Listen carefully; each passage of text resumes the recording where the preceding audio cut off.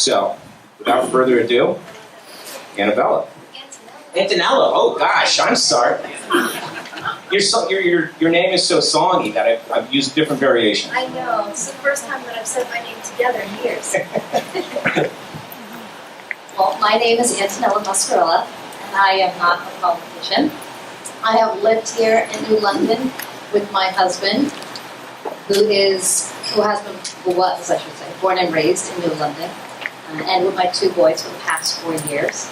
And I'm running for a seat in the Board of Ed because I feel like teachers and students need someone to speak for them, someone to do something for them, which they deserve for such a long time. I have been a substitute in New London Public Schools, an ELL tutor. I have volunteered and still volunteering in New London Public Schools for the past 4 years. And what I can say is the students, the teachers, are just so special, and I don't think that they deserve what's going on in the Board of Ed. Thank you. Okay. The mic. Got it. There you go. So I think that the teachers and the students deserve a voice, and I feel that it's time that new blood come into the Board of Ed and make some changes. Be there for the students, be there for the teachers, because the children are the ones that need the money. And I am focused on my platform. There are 3 areas. I think that we should assign a qualified paraprofessional into each classroom. We need to address the classroom behaviors that are going on in schools, and we really need to have more parental involvement in New London Public Schools. Thank you. Thank you. Hang on to that. I just have a couple of quick questions. Will you support an audit of Yes. the budget? Thank you. And do you believe that the hiring should be returned to the Board of Education rather than Yes. suspended?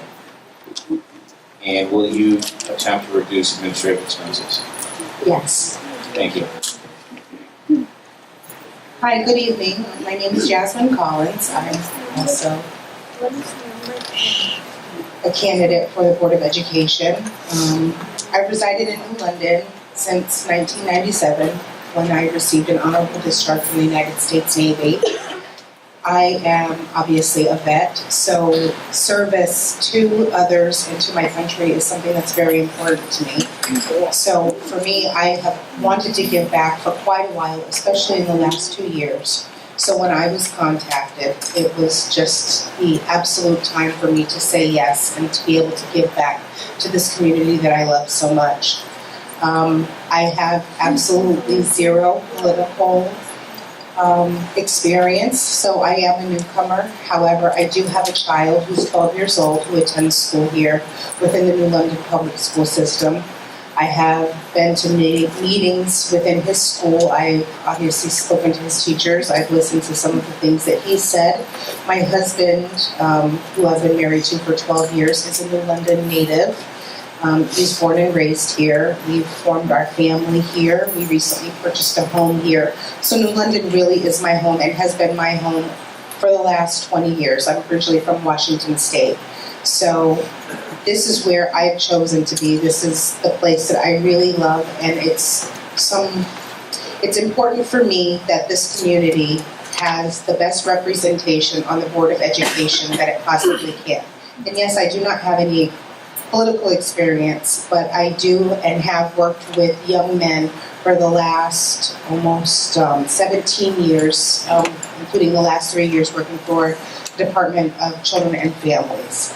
So I feel that I have some experience dealing with some of the more challenging matters that are causing a strain to the New London public school system. Thank you. Thank you. And a couple of these questions, each person's going to ask each one of you for an answer. And would you support an audit? Absolutely. And do you believe the hiring should be put back to the Board of Education? 100%. And if the budget became, no, strike that, I'll say that for a later question. Would you attempt to reduce administrative expenses? Absolutely. Thank you. Thank you. Jason? Hi, my name is Jason Vitala, and I'm seeking a 7th term on the New London Board of Education. I served 2 years in the City Council, and I'm a lifelong resident of New London. I have a school-age child in the city of New London. I've been on the Board of Ed for these last 12 years, and I've seen things in a different realm. I believe that there needs to be some changes in a lot of our policies. We need to really look at the hiring policy. So you don't need to ask me that question because I've been pushing forward. The Board of Education relinquished their rights to hire administrators approximately 2 years ago. It was like my first meeting back on the Board of Ed, and I think it would take a meeting, a sentence in our policy to change that. We need to, and I would even go further and say that we need a paper. On the front side, it needs to say administrators, and on the back, it needs to say teachers, paraprofessionals, it needs to say custodians that we're going to hire in our district. Because the bottom line is that we have to approve that, and the money's coming from our budget. So I really need to have that, I really want to have that happen with a good Board of Ed, where we're approving our hires. Because what happens is we get in complacency. And then we get hire people who are friends of friends, and then when it comes time to bump, we can't do that. Because the friend of a friend is a friend of another friend, and then that person has to stay in our district. So we need to really look at that now. I don't want to see this latest thing happening with $4.2 million cut is a disgrace. I mean, the state of Connecticut is holding us hostage. Our delegation is not fighting for us as much as they need to, and it's ridiculous. I cannot stand here and allow $4.2 million come from our budget. Yes, I will support cutting 3 administrators from central office, but there is no way I will support cutting teachers from our classroom. And with our delegation not fighting harder, that's what's happening. Thank you. Would you support an audit? Absolutely. I requested it and was told I couldn't put it on the agenda. For a smooth transition into the next phase, there's a lot going on in New London. Magnet Pathways, new superintendent. Just for my family and all of your families, I'd just like it to be a smooth transition. There's a lot going on in New London right now. Absolutely.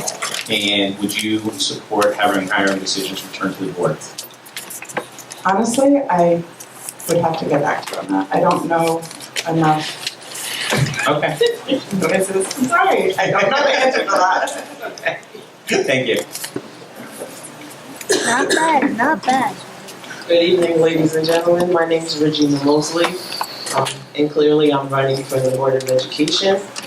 I am a lifelong New London native, born and raised. I've gone through New London public school systems.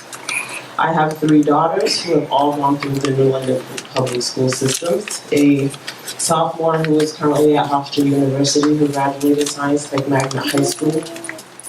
Senior at Rosso Tech who plans on going to Johnson & Wales this year. And an 8th grader who currently attends Benny Dover Jackson Middle School in the leadership language pathway. I'm really passionate about our students and the progress that they're making now, even though we're still on the cusp of becoming an all-magnet district. I've worked with Hearing Youth Voices as an advisory board member, former advisory board member now, because of running for this position. I'm very passionate about what the youth have to say. I'm a co-founding member of the New London Parent Advocates, who advocate for parents and their children to be more involved and engaged in the school system. So it's not only about showing up to parent-teacher conferences and showing up to the football games, but it's about being engaged in what's happening in the school as well. And not only with your own child, but with everyone else's child as well. Because essentially all the children in London are our children. They belong to us as a community, and we have to support and take care of them and foster their growth. I'm a strong proponent and supporter of restorative practices. I worked with the school board on the school discipline working committee. We were able to work with the then superintendent to get a pilot program fostered into the middle school, and I want to see that pilot program bloom so that it travels to all the schools within the district. I hope tonight that I can earn your support on November 7th. My name is Regina Mosley, and I appreciate y'all coming out tonight. Thank you. Thank you, Regina. Would you support an audit?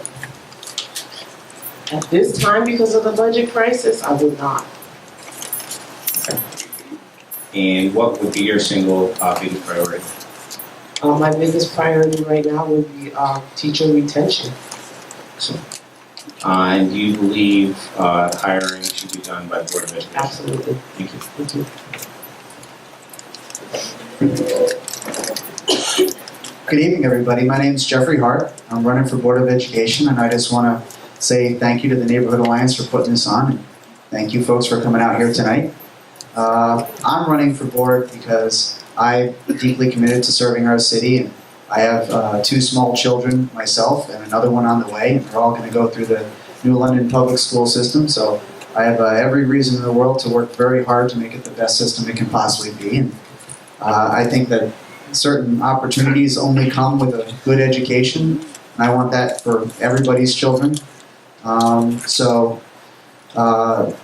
Previously, I've been serving on the Pedestrian Advisory Committee for the past 2 years. I'm chair of that committee, and thanks to Carl, by the way, my buddy, who's helped us run the volunteer program that served over 70 disabled households and people that needed help shoveling out last winter. So I'm pretty proud of that, and I hope that continues. And thank you very much. I hope to get your support on November 7th. We all have to talk about. Thank you. And what's your single biggest priority?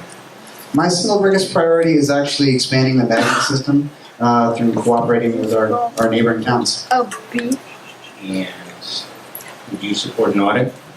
I would not. I think the state audited us last time, and they will again, and I don't think we need to pay for that ourselves.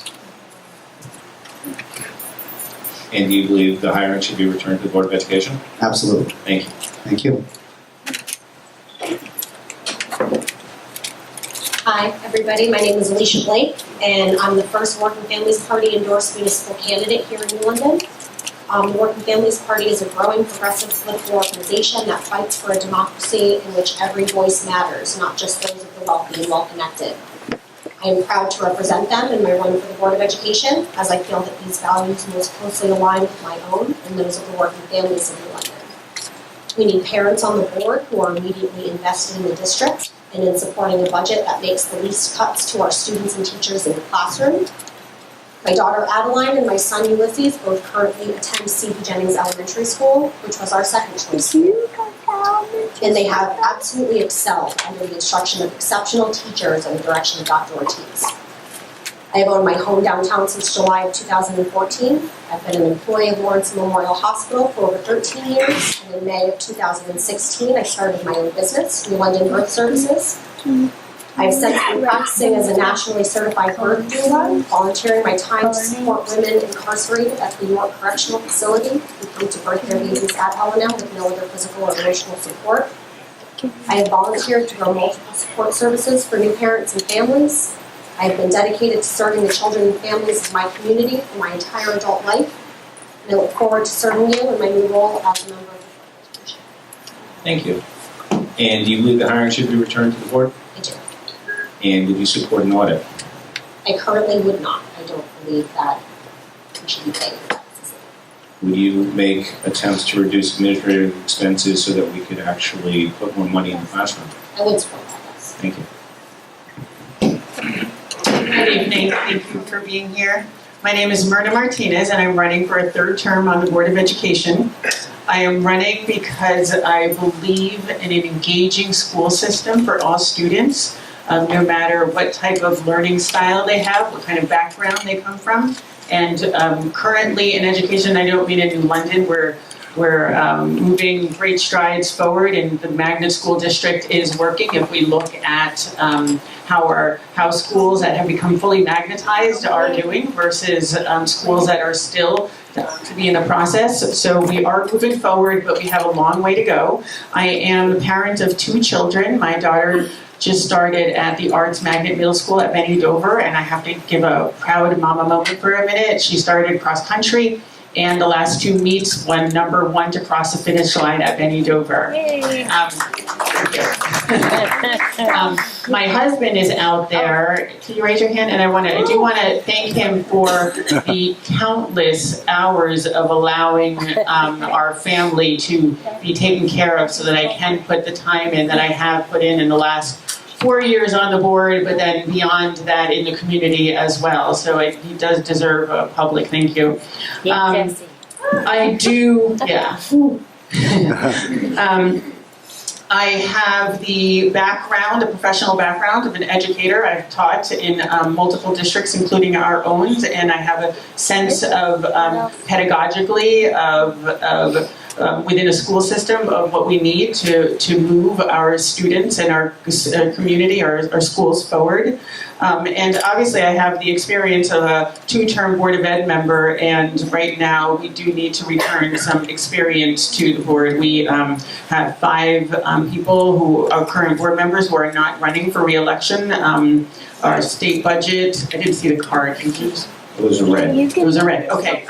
Myrna Martinez. I don't want to use it now. Thank you very much. Hang on to that mic, hold on. Would you support an audit? No, we get yearly audits and $50,000 for an independent audit right now we cannot do. And what is your single biggest priority? Engaging learning for all of our students. It's where success for our district is going to come from, is being able to have a system of learning where students grab onto those pieces of information and thinking manners and want to bring back more into their district. And will you return hiring to the board? Yes. Thank you. My name is Mike McLaughlin, and I'm a lifelong resident of New London. I went to all the New London schools. Matter of fact, I think I went to the first magnet school ever, because when I went to New London High School, all the kids from Montville and East Line came there because there was no other high school. So that's how long ago that was, huh? Oh, come on, it's going to be older than me. But anyhow, I'm running for the Board of Education for one reason, okay? I want every kid, every child to have the same opportunities that the New London education system gave me. I went out and I was blessed to go to New London schools. I got to go to the University of South Carolina and get an undergraduate degree. I got to go to the University of New Haven and get an MBA. I got to go to Quinnipiac and do advanced graduate study in international business. All of these, why? Because of the London school system. Helped me, edged me, pushed me, shoved me, had me do what I want. Okay? I was able to work for the state of Connecticut for 20 years, and guess where they stuck me? In New London. Okay, so I knew all of the different problems you have here. I also was an adjunct professor for the University of New Haven.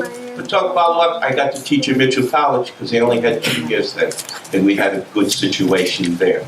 Okay, but now, since I have retired, I have dedicated my life to the youth of Connecticut. On each and every day, I deal with elementary schools. I used to be in the ELT program teaching public speaking. And there's nothing better than to have our kids speak. Talk about people. Do the things. I'll try to get through this here. I also am the Crisis Intervention Center at the secondary school at Montville High School, where we deal with all kids there. I'm also the academic coordinator at University of Avery Point for all the athletes. They can go on to other schools. And I'll do what I do. We all know me. What I'm best at is I praise and I proclaim and I say the goodness of all the New London High School kids, because I've been the voice of sports in Eastern Connecticut for the past 34 years. So we get kids at each and everything.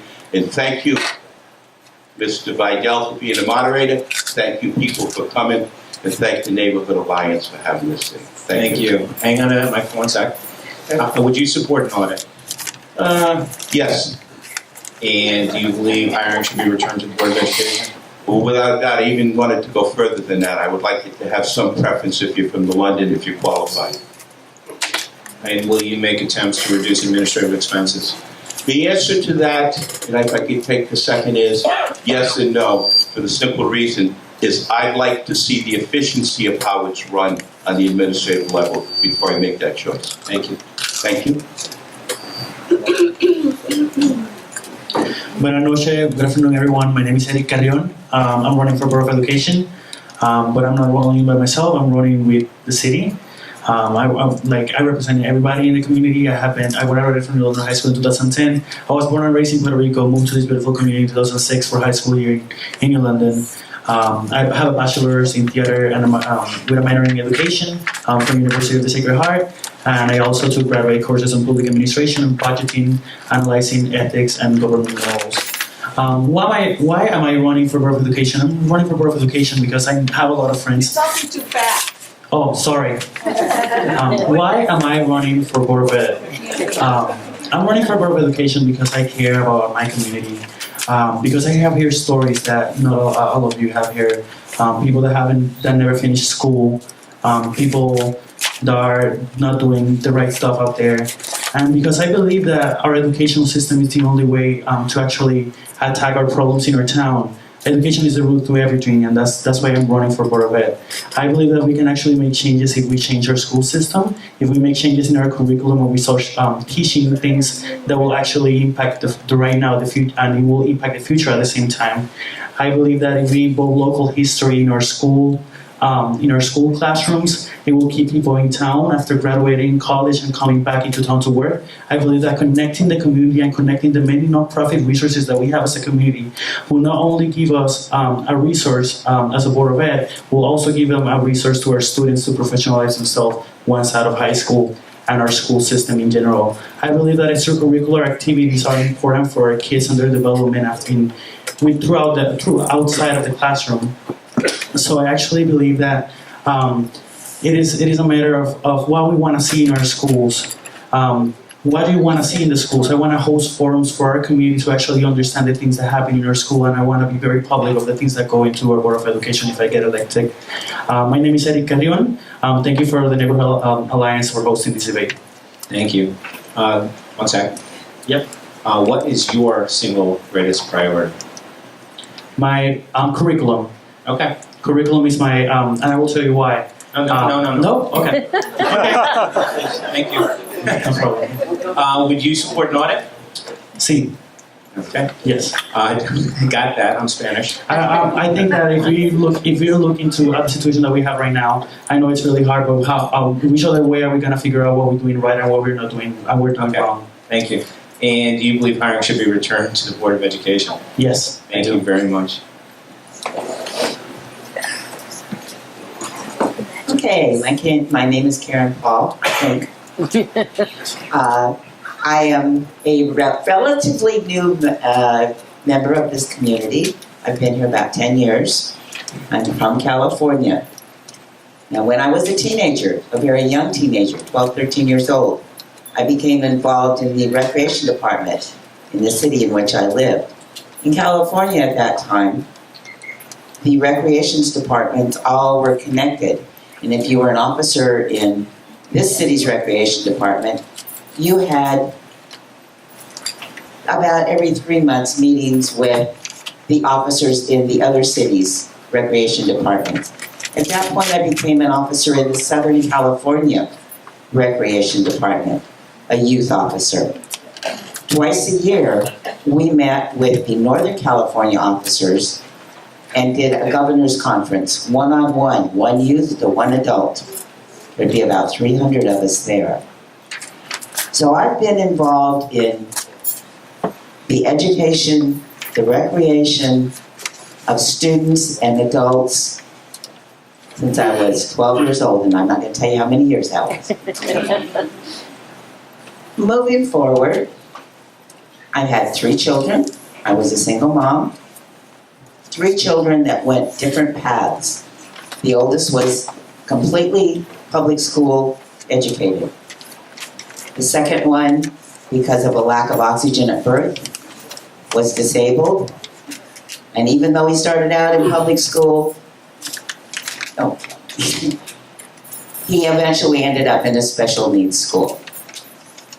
My third one Started in public school and then was drafted to go to a very prestigious high school that is world renowned. That high school gave me time. What I think I bring to the plate is a variety of educational experiences. Through that and my career, the last 30 years of my career, and I'll take my 30 seconds. The last 30 years of my career as a full-charge live-in nanny, I dealt with many, many children in many different situations and worked with those children and their families in their school systems, whether they're public, private, or parochial. So I bring a wide variety of information and knowledge to the plate. Thank you very much. And would you support an audit? Absolutely. And do you believe we should return hiring back to the Board of Education? You betcha. And would you attempt to reduce administrative expenses? Yes. Thank And you. we'll discuss that later. Yeah.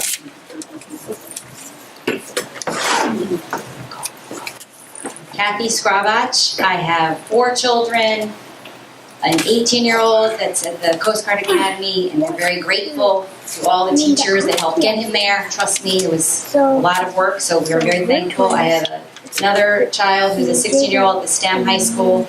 I have a 14-year-old who's in 8th grade, who's in 9th grade at the STEM high school, and I have a 6th grader who's at the arts pathway at Benny Dover. I've been married to Steve for 20 years. I've lived in New London for 20 years.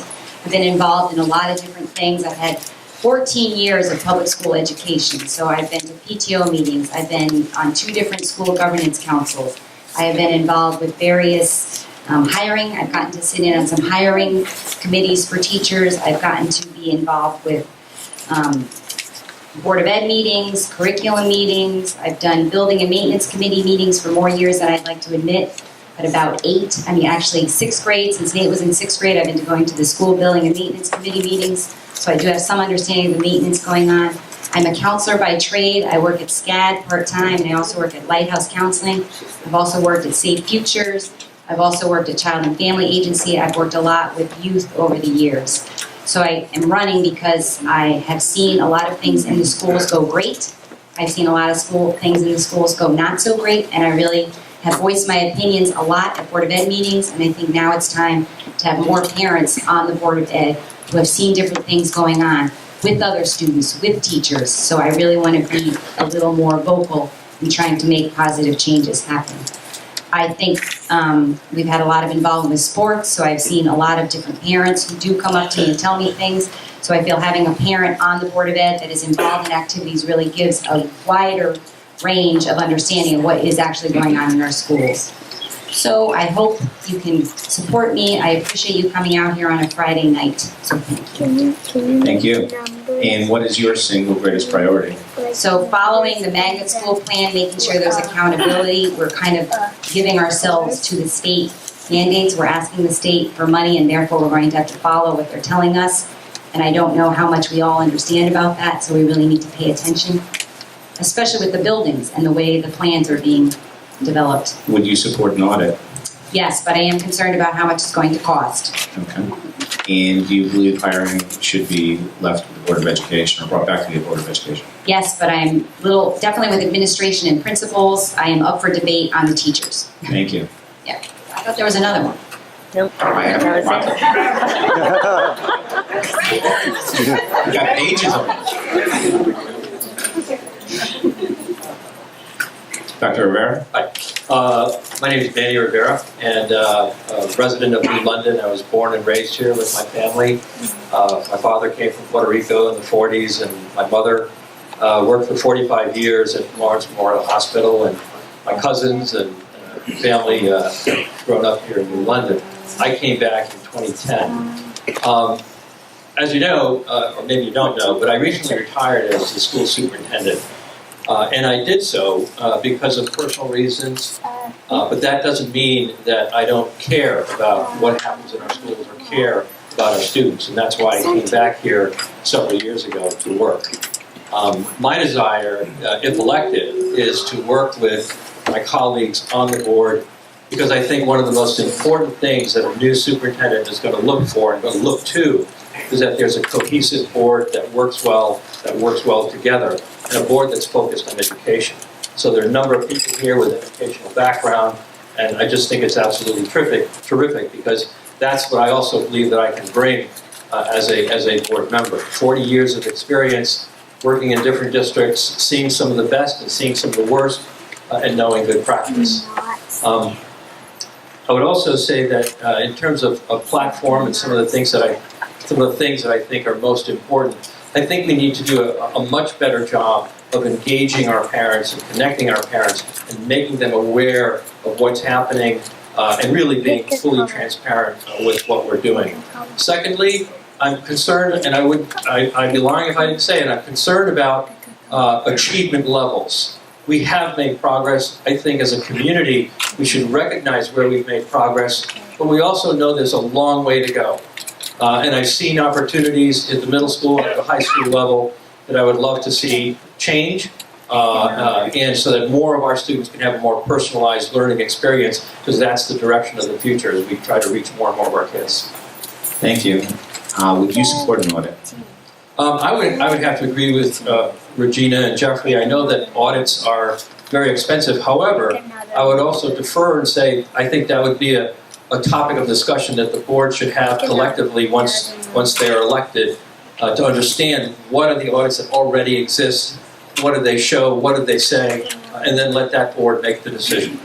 Do you believe hiring should be done by the Board of Education?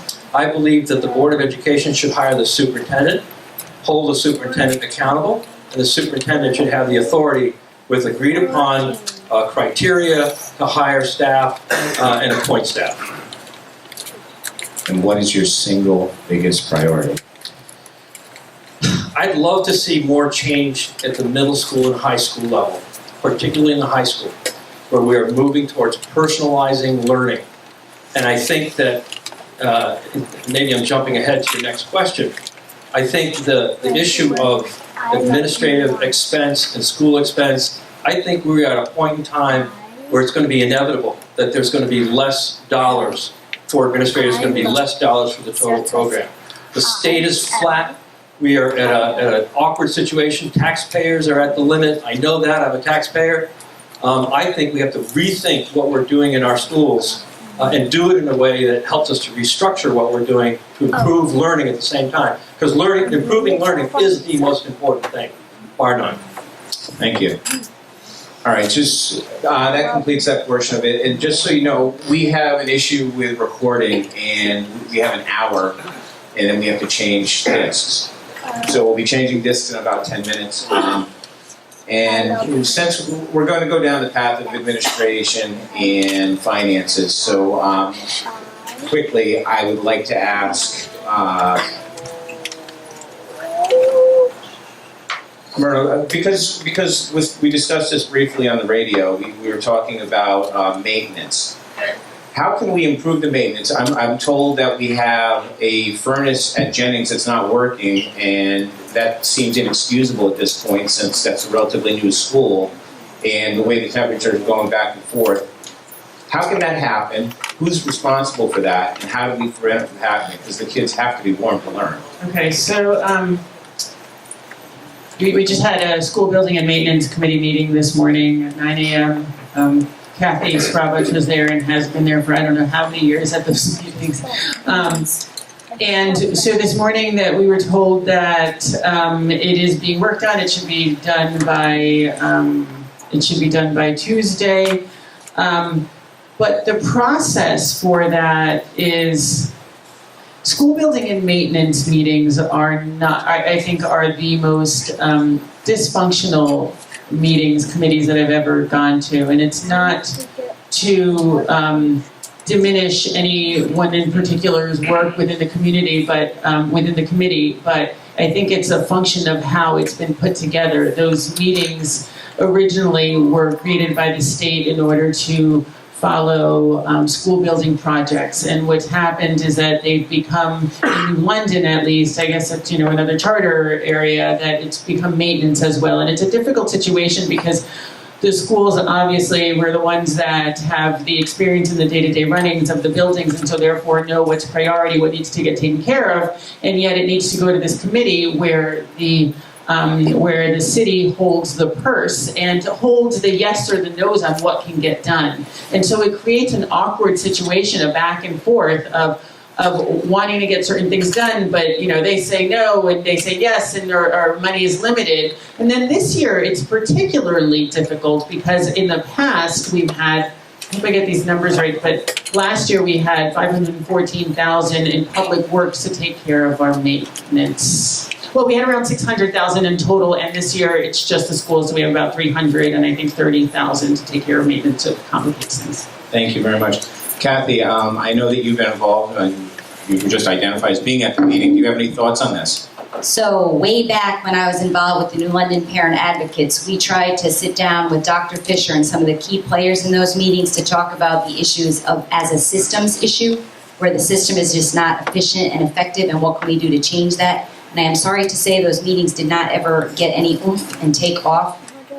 It's actually not in the charter about the school. You can correct me, someone I'm sure will, but it is not in the charter, but it is an ordinance about the school building and maintenance committee. So I think there is some room to try to look at that and really say, how can we make this effective? Because things don't get fixed quickly. The reason why I got involved with this in the first place is because there was not a working water fountain outside Benny Dover Gym.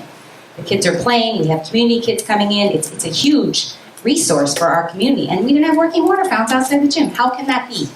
So it took forever, and then there was a roof leaking. So at Benny Dover, forever, and we lost a lot of money because the roof kept leaking and the ceiling tiles, and there's just things like that that keep happening, and we really have to figure out how can we fix this together as a community, because it's all of us and all of our kids, and I've even said at meetings, shame on us when things break like that. We need to have a thorough maintenance plan. It needs to be computerized. Everybody needs to be on the same page with that. It got a lot better. I've seen things get fixed more recently, quickly, but it's still an issue. I'll stop now. Thank you. Would anybody else like to address that? No. Jeffrey, as far as I can tell, I mean, the biggest complaint I hear is the cost of administration and the number of administrators at high prices. And what I've been told, and somebody can correct me if I'm wrong, is we have 45 school administrators that make more than the mayor. Is that sustainable, or is that wise? Well, I don't know if it is sustainable to have a very top-heavy system, but I don't know if we have an incredibly top-heavy system compared to the surrounding towns. What I think is actually a path forward to reduce administrative costs without affecting the way our system is run is that cooperation with our surrounding towns. If we could combine some of those positions and combine resources, we'd be able to cut in a responsible way.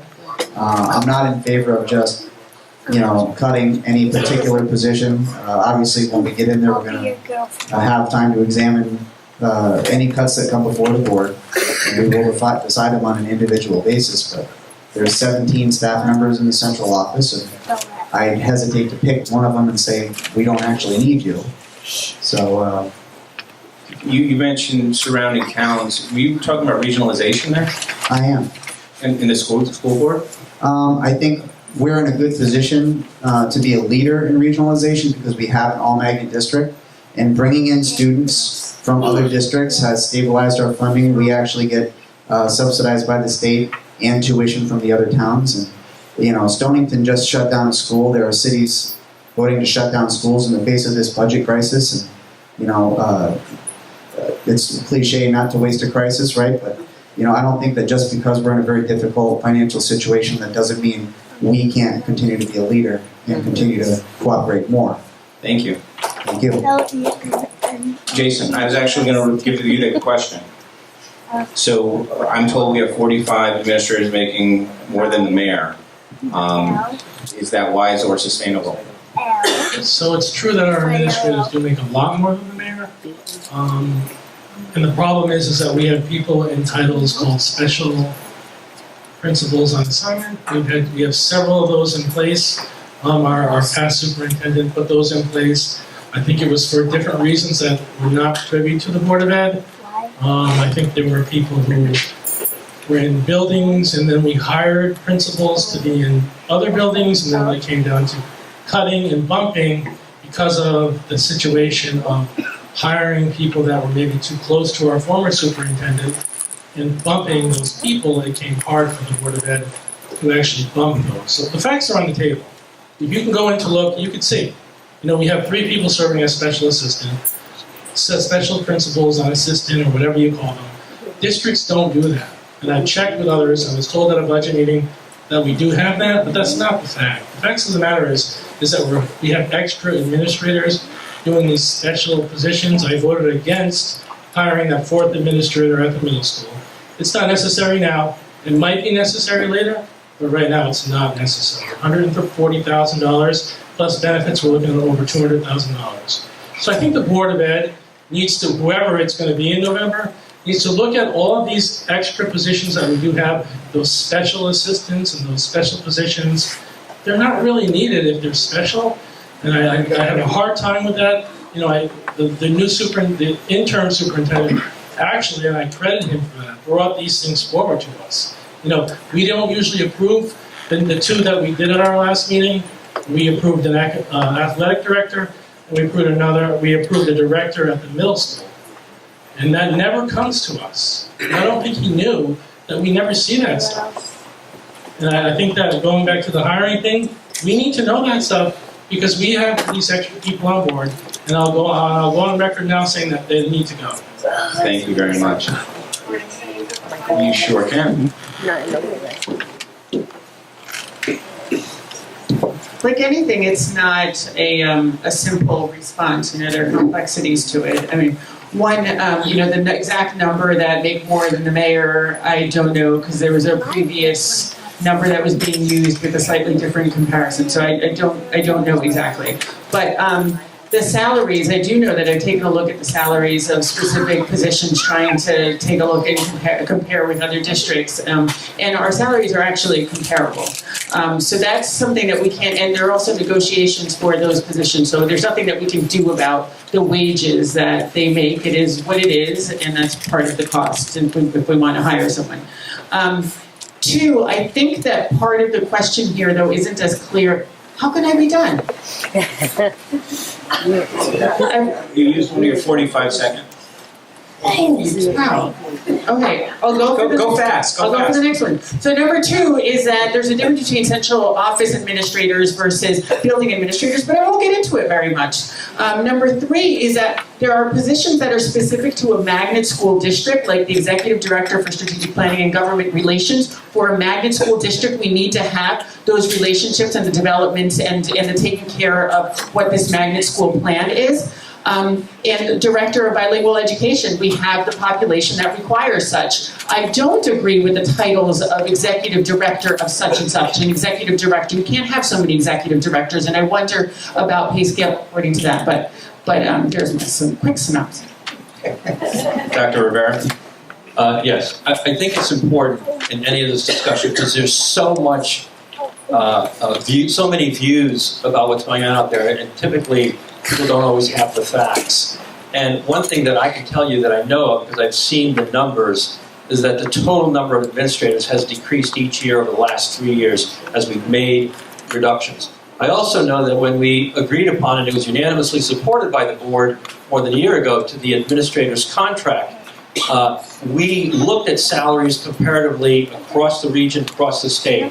We can't compete with the rest of the state, but we're trying to be competitive we were trying to be competitive within the particular region that we are in. So I think as we look at the future and the fact that there's going to be no choice but to have a leaner budget, that's when it's going to be an opportunity for us to look at what goes away, what's not going to happen, what resources are we going to lose, whether it's state grants or what have you, by making some of the reductions that we end up making. Thank you.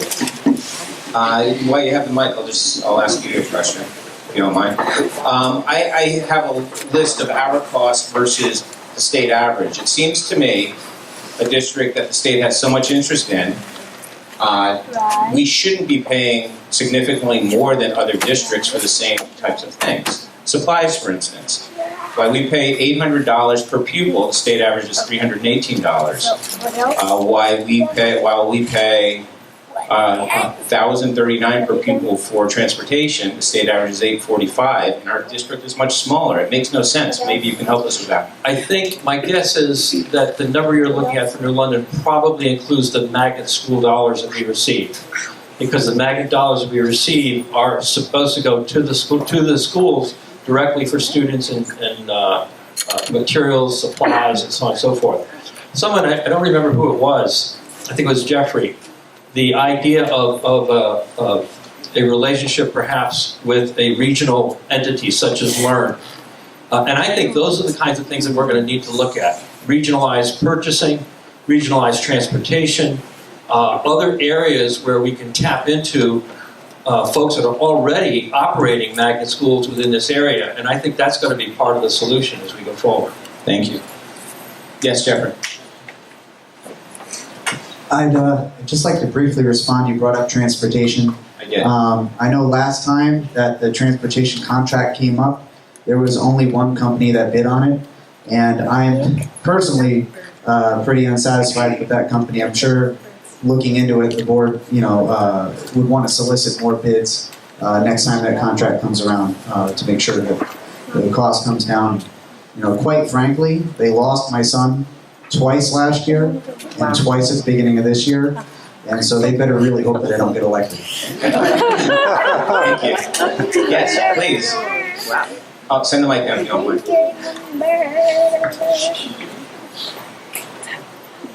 So just to touch on saving money, just to throw numbers out there, because we hear a lot of different things, but just to break it all down, with all of the numbers that we've gotten, if we were really to negotiate the costs of administration from the administrative to match the state average, the budget would actually be reduced $7 million. So I don't know about you, but when I go out to eat with my family and I have 3 people and I get 1 plate of food and 2 people don't eat, something there just isn't right. So with everything being said, with all of these numbers, wherever they're coming from, it doesn't matter where they're coming from. If they can be renegotiated to be reduced $7 million, I'm sure a lot of us would really feel a lot of relief as a taxpayer. Thank you. Yes, Michael. I don't. No, please, for recording purposes. Okay, I'm sorry. Basically, first thing I'd like to say is maybe the mayor should get a raise. What we're doing here is we're talking about all kinds of things here that some people know about, some people don't know about. We new people don't know about what the cost of prices of things are. The people on the board do. What we have to look at is efficiency. We have 60 at a minimum, $65 million to work for the City of New London schools. There's got to be a way that we can make it more efficient. There's got to be a way that we can look at who's doing this. Just getting rid of administrators is not the answer, because I've been in schools where administrators leave and the whole place is out of focus because what they do can't be combined with anything else. Okay, what we have to do is really look and say, if every business or every person here, when you go to pay your taxes, has to do some efficiency, and we have to do your audit. It's not your fault, Mr. Vidal, but you have to ask the question. But the audit is a big deal. What we need to do is audit and look at how efficient can we make this school system. And if we don't make this school system pretty much more efficient than it is, we will have more problems than each and every other day. So I ask you all, taxpayers, help us. School board members who are coming back, help us. People who want to elect us, help us. This is what we need to do. This school system can succeed. This is a perfect school system. I'm a living example of it. I'd like every kid to have the chance I had. Thank you. The school district has changed dramatically since you were in school, and so is the funding. Excuse me. Yes. Good point. However, the need to get the best out of each and every student hasn't changed. The way we do it changes, as all people do. So the fact that I went to school a long time ago, big deal.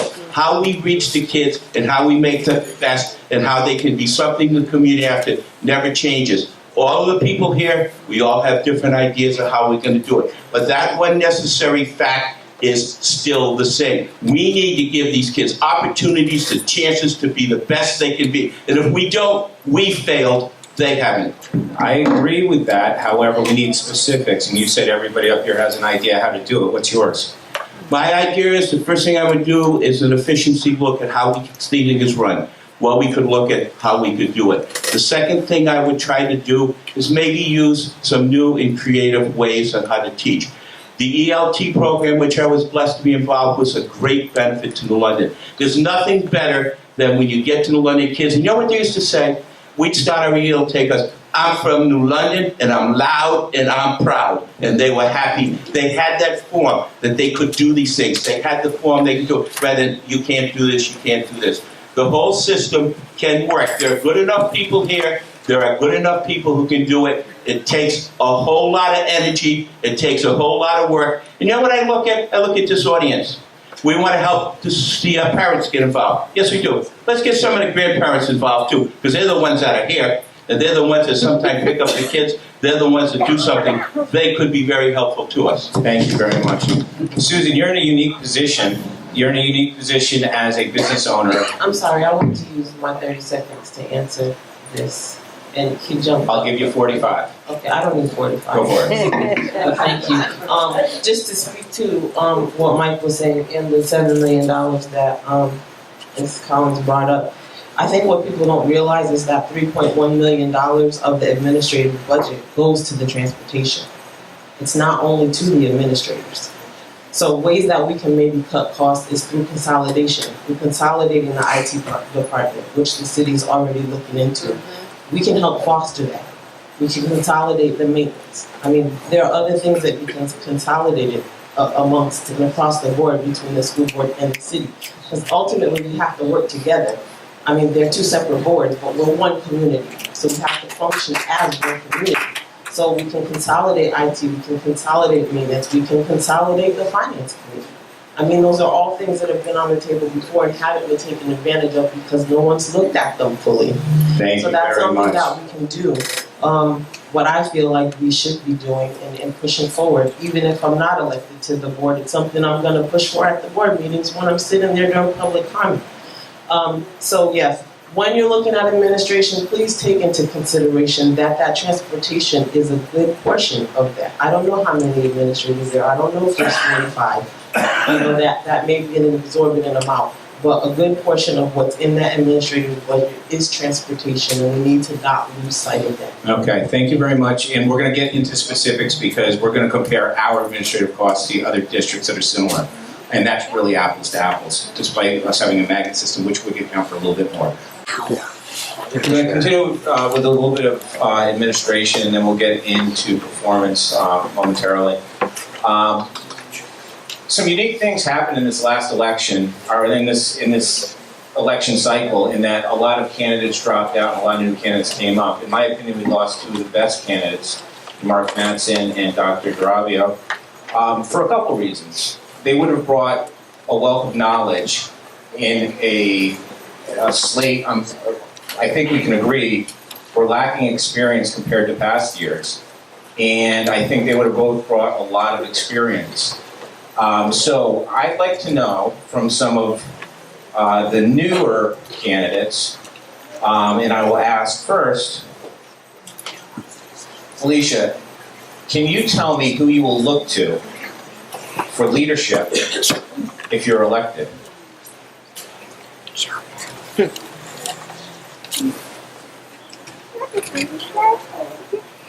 Well, as a Board of Education member, if elected, one of the tasks would be hiring a new superintendent.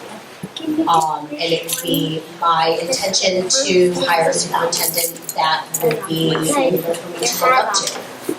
Somebody that I could model my own way of governing around, someone with the same dedication and longevity that I plan on bringing to the board, to New London.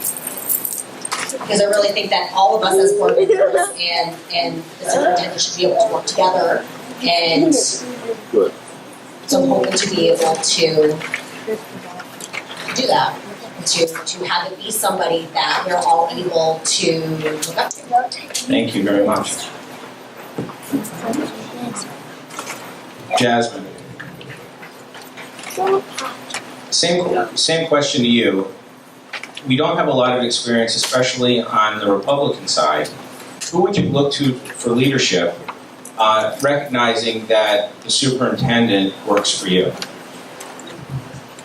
I think for common sake factor, the person that has the most experience that has been on this board would be Jason Patala.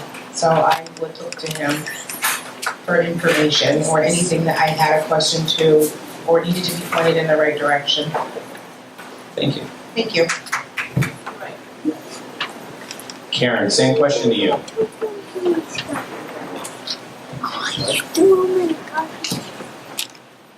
I have been talking to a lot of former school board members, and I would look to some of them. One of them was in the room earlier. I don't know whether he's still here or not, but Wade Vendetta. There are a couple others that I've been talking to, and those would be the people that I would look forward to pick their brains and see what they thought and see how they thought we could all move forward. Thank you. Eric, you mentioned in your opening that there are parts of the system you would like to change. I'd like to give you a couple minutes to discuss those specific changes you'd like to implement. Part of this that I want to change in the school system here in New London. Yeah, I think that's what you said, so I want to give you a chance to expand on that. So one of the things that I really say that I wanted to expand it in my earlier question was the curriculum. I really believe that we're living in times where what's actually being applied in our schools and what's being taught is not working for everyone. And we know that. We're using a school system that was funded on the revolutionary era, and we no longer have a revolution.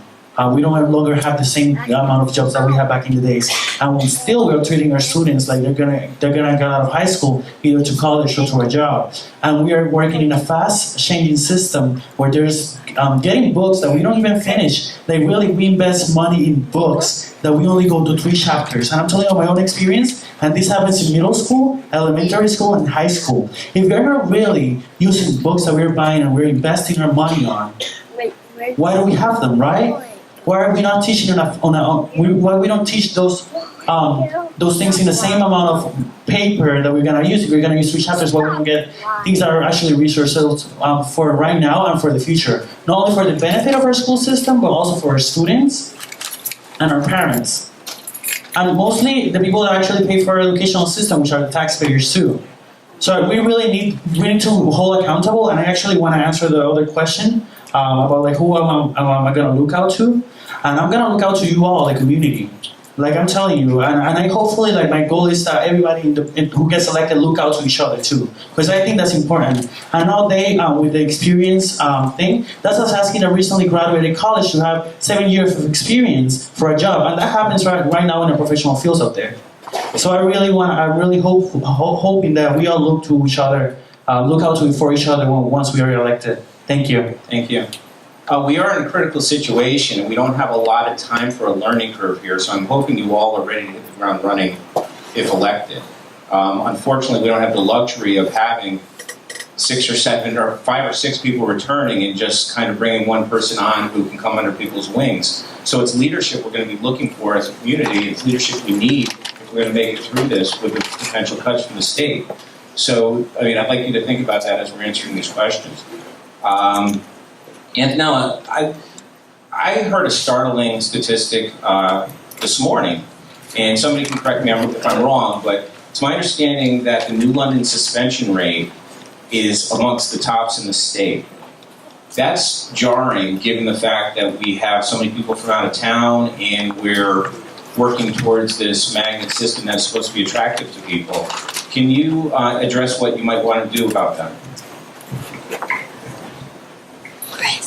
Well, classroom behaviors is one of the things on my platform, and I've been doing some research and found something called video self-modeling. That if we start in elementary schools, it teaches children, they see themselves behaving, when they're behaving properly, and they'll model it, and somehow it works in the brain, and the children end up changing their behaviors. What I've seen working in the elementary school, and it starts off so young, those behaviors, it's just not taken care of.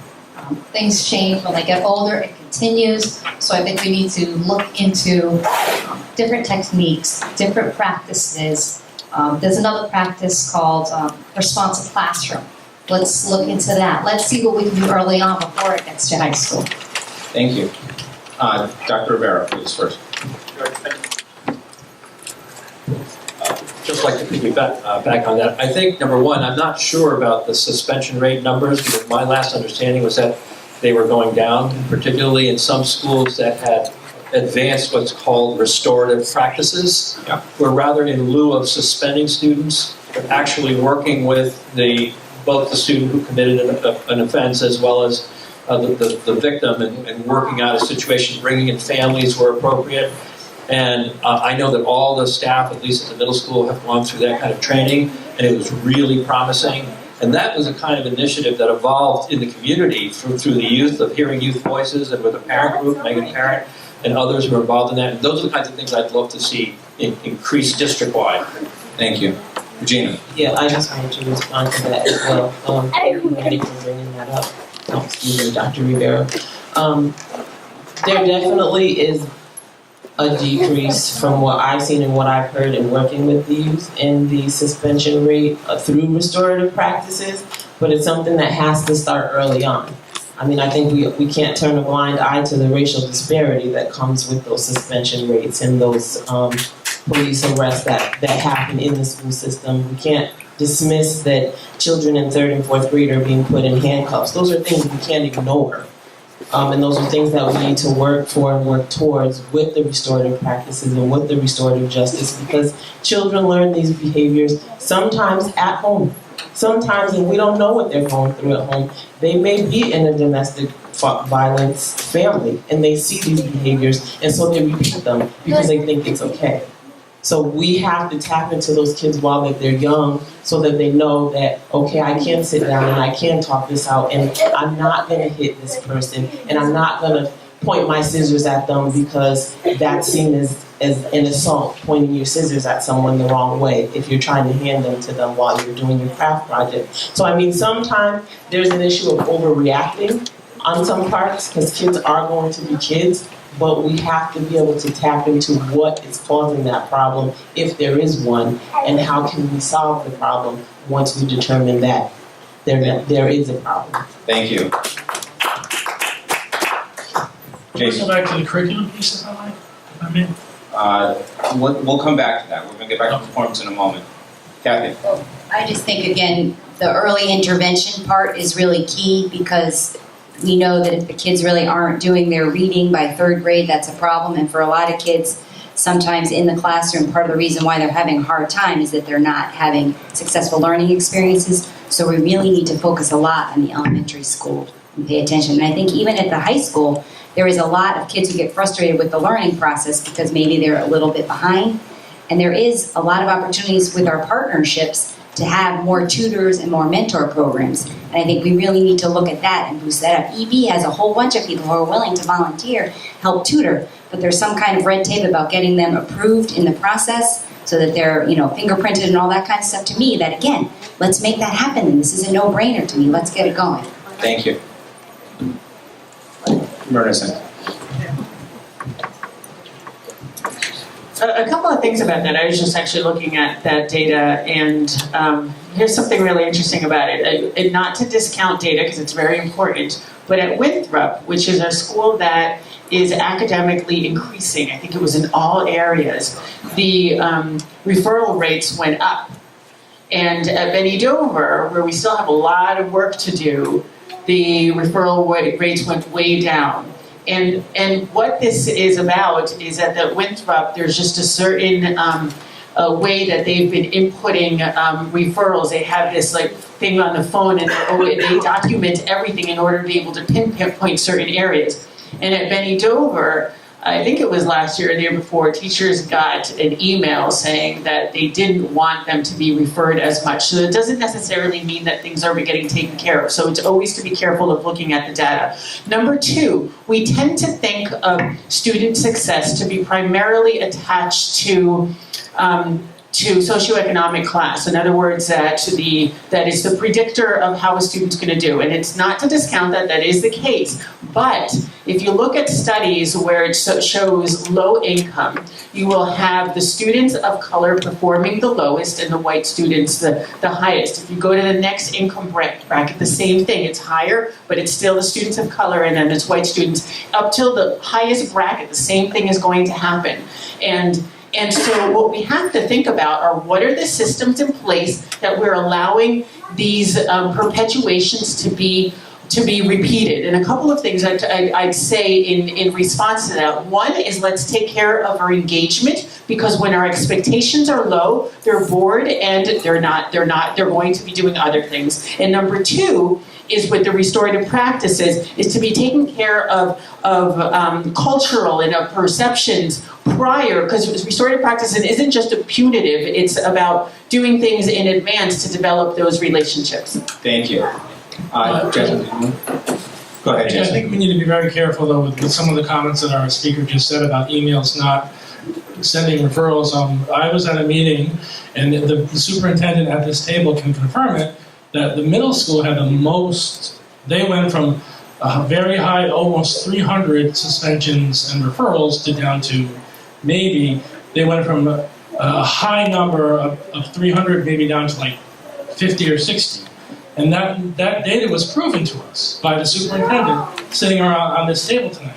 So I just want to make sure that the data that we're throwing out there about the restorative practices, because I know that the principals and the 4 or 5 directors there at the middle school were played fidelity in putting in that restorative practice. And we got a number that no one has proven to me not to be true at this point, that data was true, that the middle school had the highest amount of suspension and referral rates down the lowest. So I would be curious to hear from Dr. Rivera about that. Thank you. Jasmine.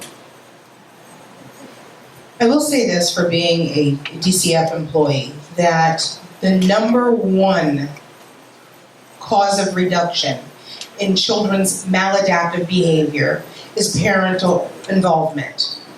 Parents have to be involved, period, point blank. It doesn't matter what sort of restorative practices you have at the school. That's sing-songy and it sounds wonderful. If a child can address what they're doing at school, but they're going to a home where that behavior is okay, it's not going to matter. The biggest factor in children changing their behavior is mirroring what they see at home with their parents or their caregivers. So I would have to say that in order to get suspension rates dropped, then you need to figure out what you can do with those children in their homes directly with whatever services, outsourced services they need. Thank you very much. Susan, you bring a unique perspective and skill set to the table in that you've run one of the most successful businesses in town. And when we're talking about negotiating, we need to negotiate better pricing. I mean, this is obscene. If this is half true, it's obscene as far as what we pay versus state averages. Tell me, with your experience, what bring to the table as far as trying to get that taken care of. Well, that's why I would agree to do an audit. I think an audit would show me as well, if there's 5 new board members sitting on the boards, I think it would help clear the air and show us exactly where maybe might be the biggest areas of concern for us. I know everybody talks about the administration and the central office. I'm not in a position to sit up here and say I'm going to cut jobs. I think a new superintendent, we're going to be vetting a new superintendent. That person is going to have to be very good at working with the board and showing us maybe where he could, give us some ideas. Say that right, I'm sorry. Okay. But running a business, a seasonal business is a lot different than what I'm doing up here tonight. Like, yeah, I have to make payroll, I have to pay the bills, and we're a seasonal business, so it depends on the weather. A lot of the things that I deal with. You know, I guess I'm just used to running a restaurant, and I know this is very, very different, but I can tell you all that I'll do my homework, and I've got a lot of catching up to do, elected. Thank you. Dr. Rivera, I've been very critical of you online over the last few months, and I'd like to give you a chance to respond to some of that. And the biggest concern is administrative cost. It's my understanding that we're at $2,800 per pupil for administrative costs, which is about $1,000 more than anybody in our category. Now, some of that can be attributed, obviously, to the need for the magnet school implementation, but that seems a little bit out of line, and it's unsustainable. However, I do see the value in having your political connections at the state level as far as maintaining funding. So, although I've been critical of you, I do see that there are some benefits as well. I'm having a tough time reconciling them. Could you tell me where I'm wrong? No. I'm not going to necessarily say that you're wrong. Let's talk first a little bit about the central office. One of the things that is important for everyone to understand, and this is why I think we really do need to have a way of sharing specifically the functions and the responsibilities and the 52 different funding sources that we get and the compliance requirements that have to be fulfilled, and who does that, and what happens when you lose a staff person in one office. Is it HR? Is it finance? The impact of that. So I think we do need to do a better job of communicating what those roles and responsibilities are. But I will also say, having worked for a company that was a startup and building schools, and coming to New London and coming here with the hope and dreams of building this wonderful magnet school district that would also, by the way, bring in $12 to $15 million of additional state funds to help operate our schools. When you're starting up a program, a new magnet school, you need to pay attention to design, you need to pay attention to its implementation, curriculum development, materials production.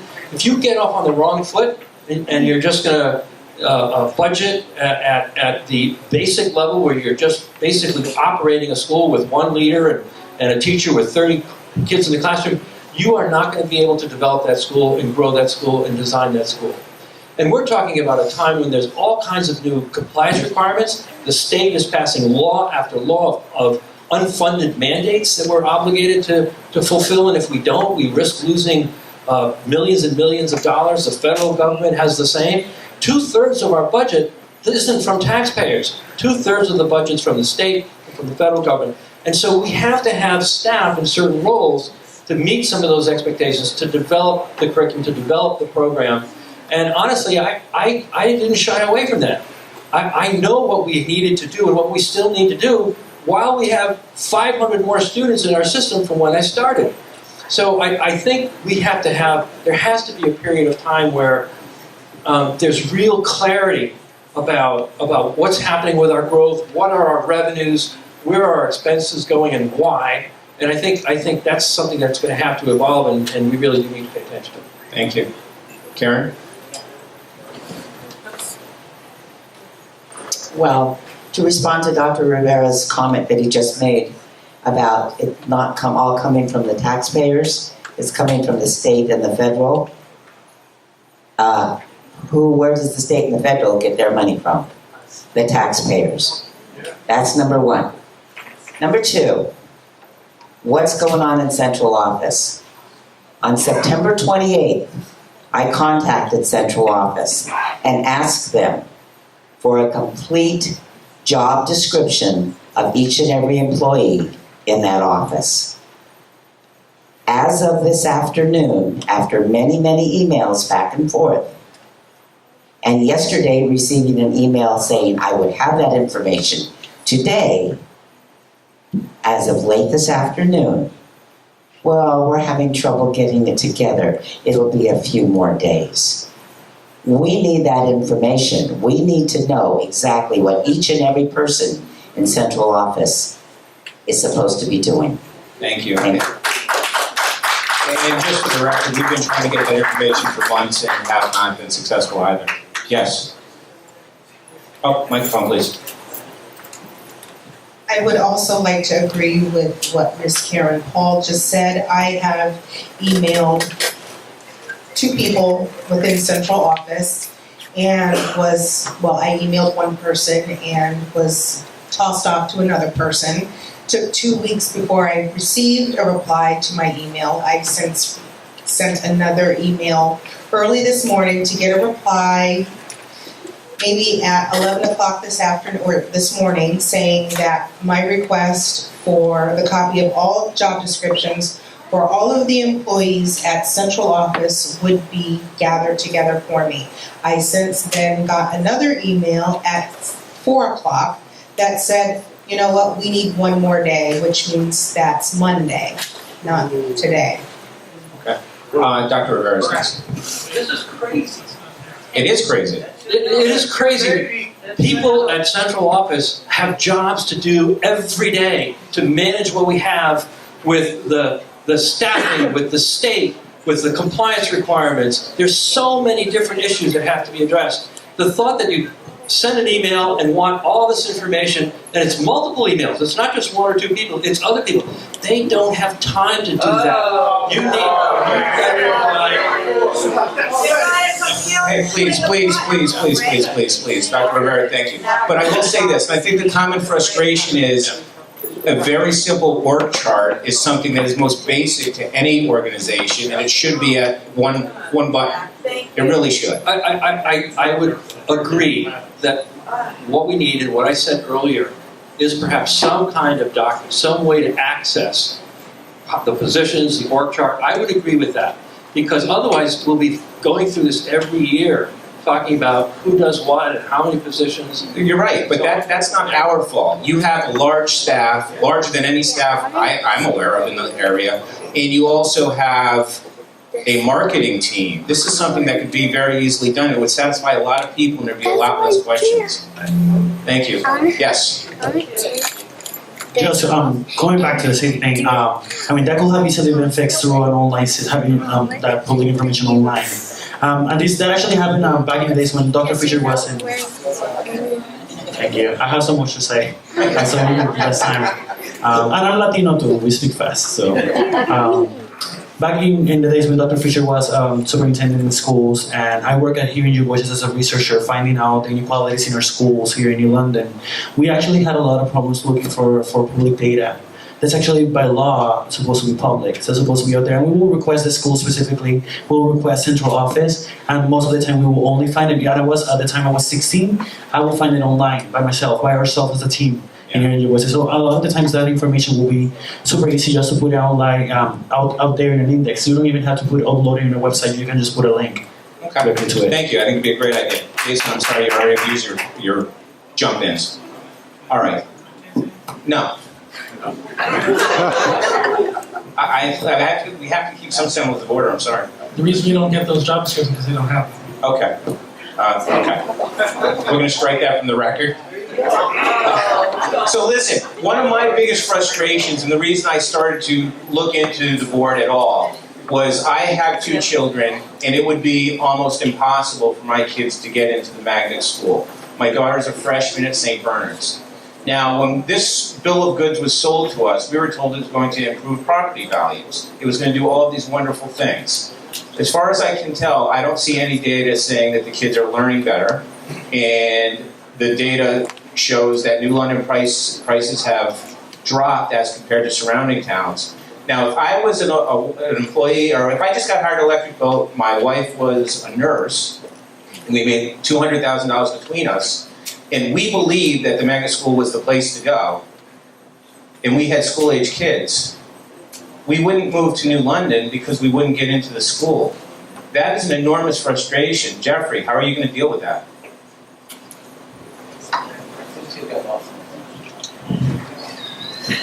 Well, I don't think it's any surprise that our lottery system leaves a little bit to be desired, but I know that there are systems out there that work really well. A few years ago, New York Public Schools had a terrible choice system, and parents would put down their top 5 choices, and very few of them would get any of their top 5 choices. Since then, they've worked with a Nobel Prize-winning economist to develop a new lottery system, and it's been working amazingly. I hesitate to say gangbusters. Mr. McSpearin back there will have a field day with that. But it's been... Sorry, Dan. They don't understand that. No, it's just for you, Dan. But they actually work so well that 90% of the students get placed in their first or second choice, and that almost all students get placed in their top 5 choices. So that's something we can look into. We don't have 5 choices, we have 1. No, so it should be a lot simpler for us to have a system that's fair. Right, so unfortunately, I have to come up with $12,900 to let my daughter go to a school that I'm comfortable with the classroom instruction. Well, fortunately, we don't have to hire a Nobel Prize-winning economist because New York Public Schools already did that, so we can look into solutions that already exist to improve our system. Okay, thank you. Thank you.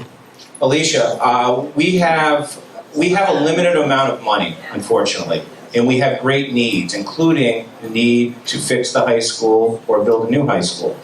How are you going to reconcile that need with continuing the magnet school program and maintaining current levels? We have to make choices here.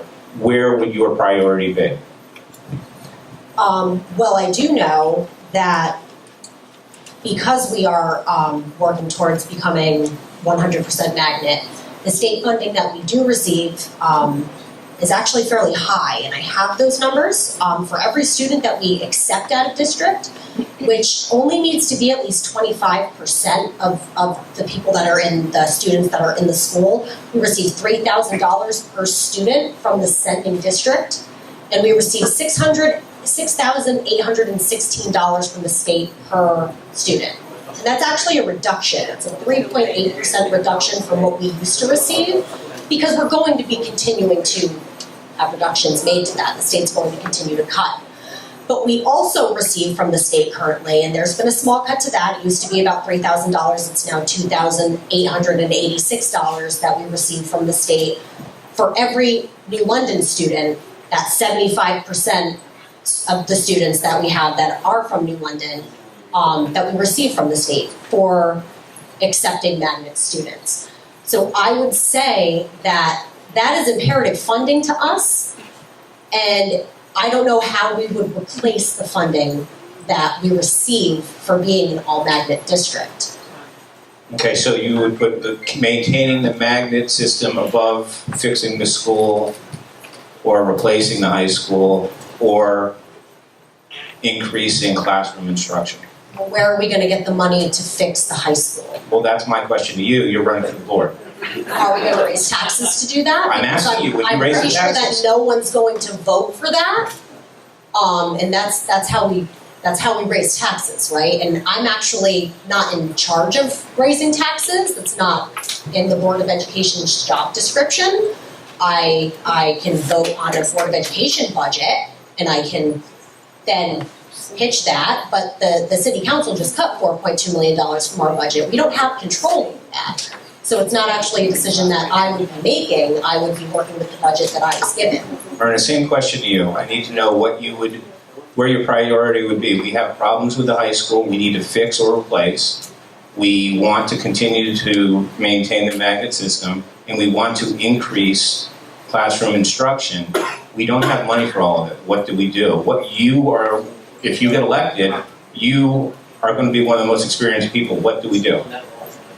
We're currently doing that. We simultaneously, our North Campus, which is the high school campus in the STEM, we have to, because of ADA compliance, we're redoing it, and we've bonded for that. It's been approved by the state, so it's happening simultaneously. It's a loop system. It's not one or the other.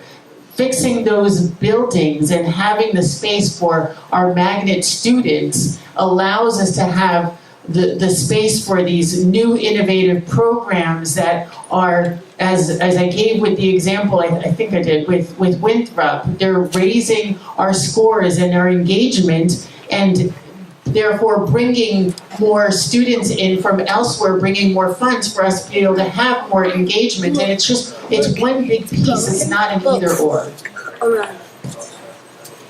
Yeah.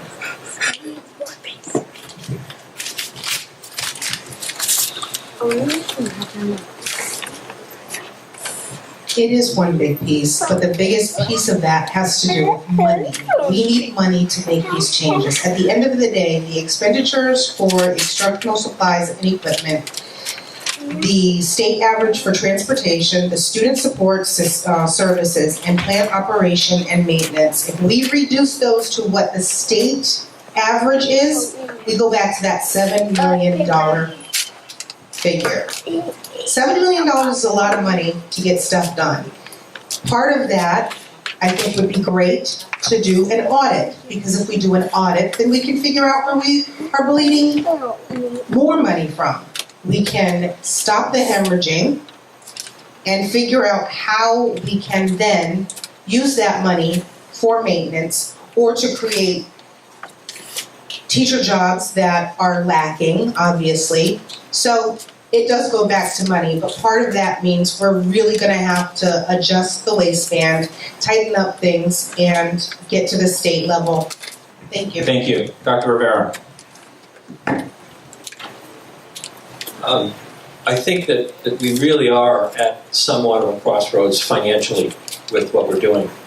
And the part of the problem, and it gets back to your other point about kind of restrictions on your ability to have your child go to a magnet school, for example.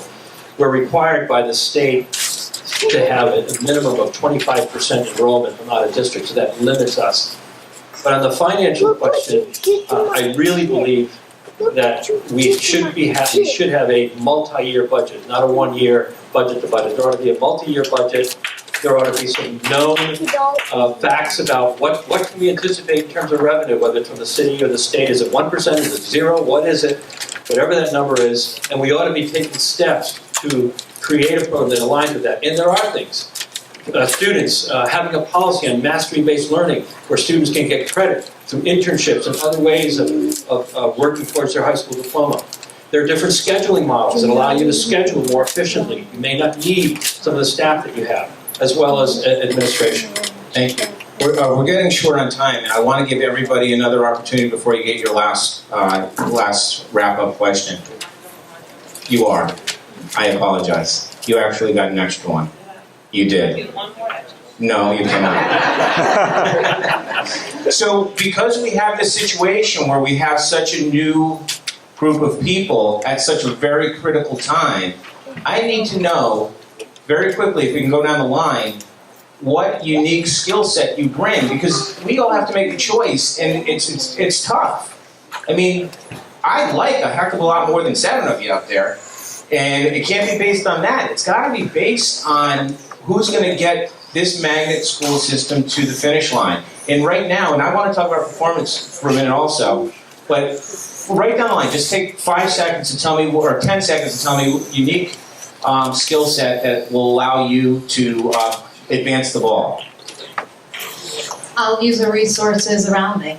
I will look at who is great in finance and speak to them about it. I will educate myself on the issues that are at hand. I worked in the schools. I still volunteer in the schools. So I see what's going on. I know what's going on. And ask the teachers as well around me. Thank you. When I served in the United States Navy, part of what I did for my job was to balance a $1 billion budget. I currently do not have all of the facts because they're not given to me, but I can make you a promise if I am elected to this Board of Education, money's kind of my thing.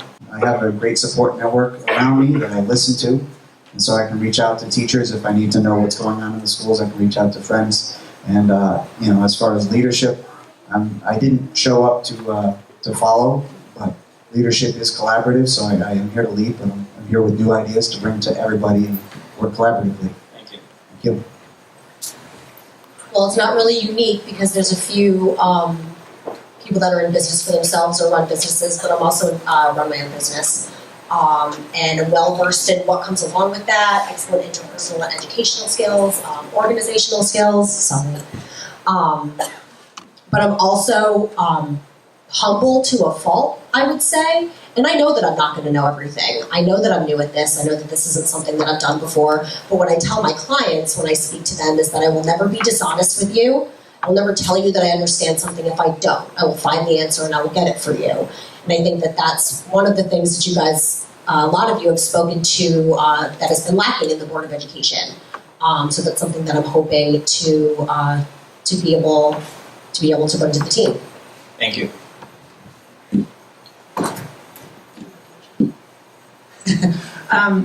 I have an education background. I have 4 years of Board of Education experience. I'm committed to maybe to a fault sometimes. I'm dedicated. I go to every single committee meeting so that I'm doing my homework. I know what's going on,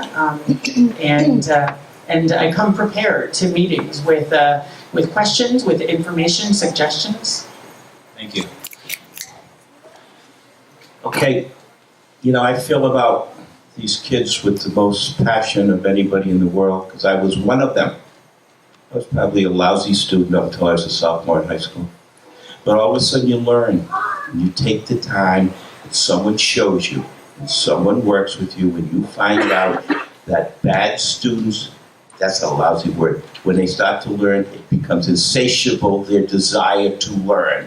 And I work with kids every minute of every day, from secondary to elementary to college, and get non-learners how to learn. Now, is it easy for everybody? One of the biggest things many of our kids can't do in any school system is read.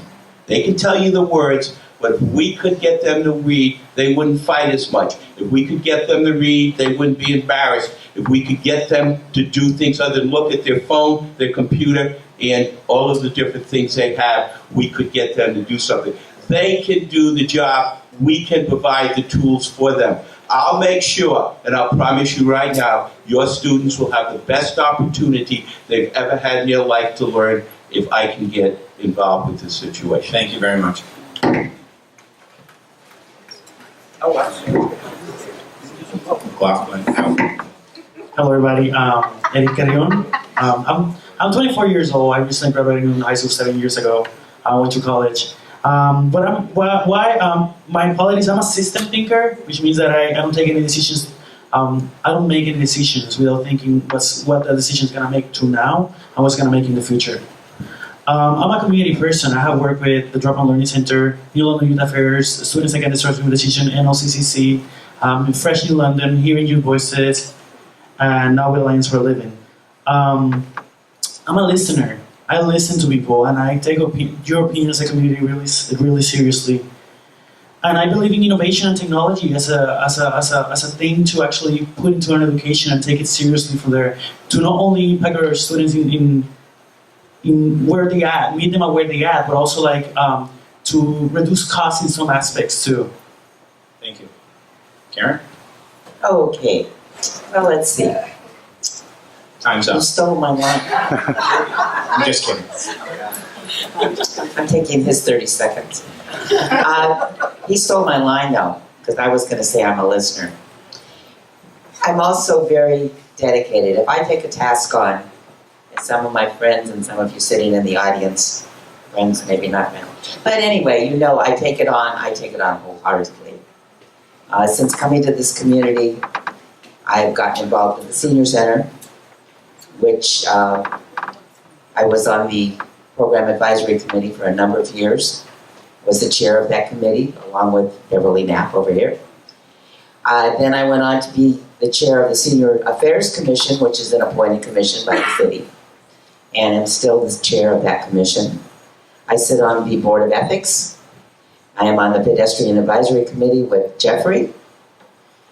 I am a co-chair of LOT. I'm the treasurer of the Neighborhood Alliance, who is putting this event on tonight. And I'm a plain old common ordinary member of SOB. When I take something on, I take it on wholeheartedly.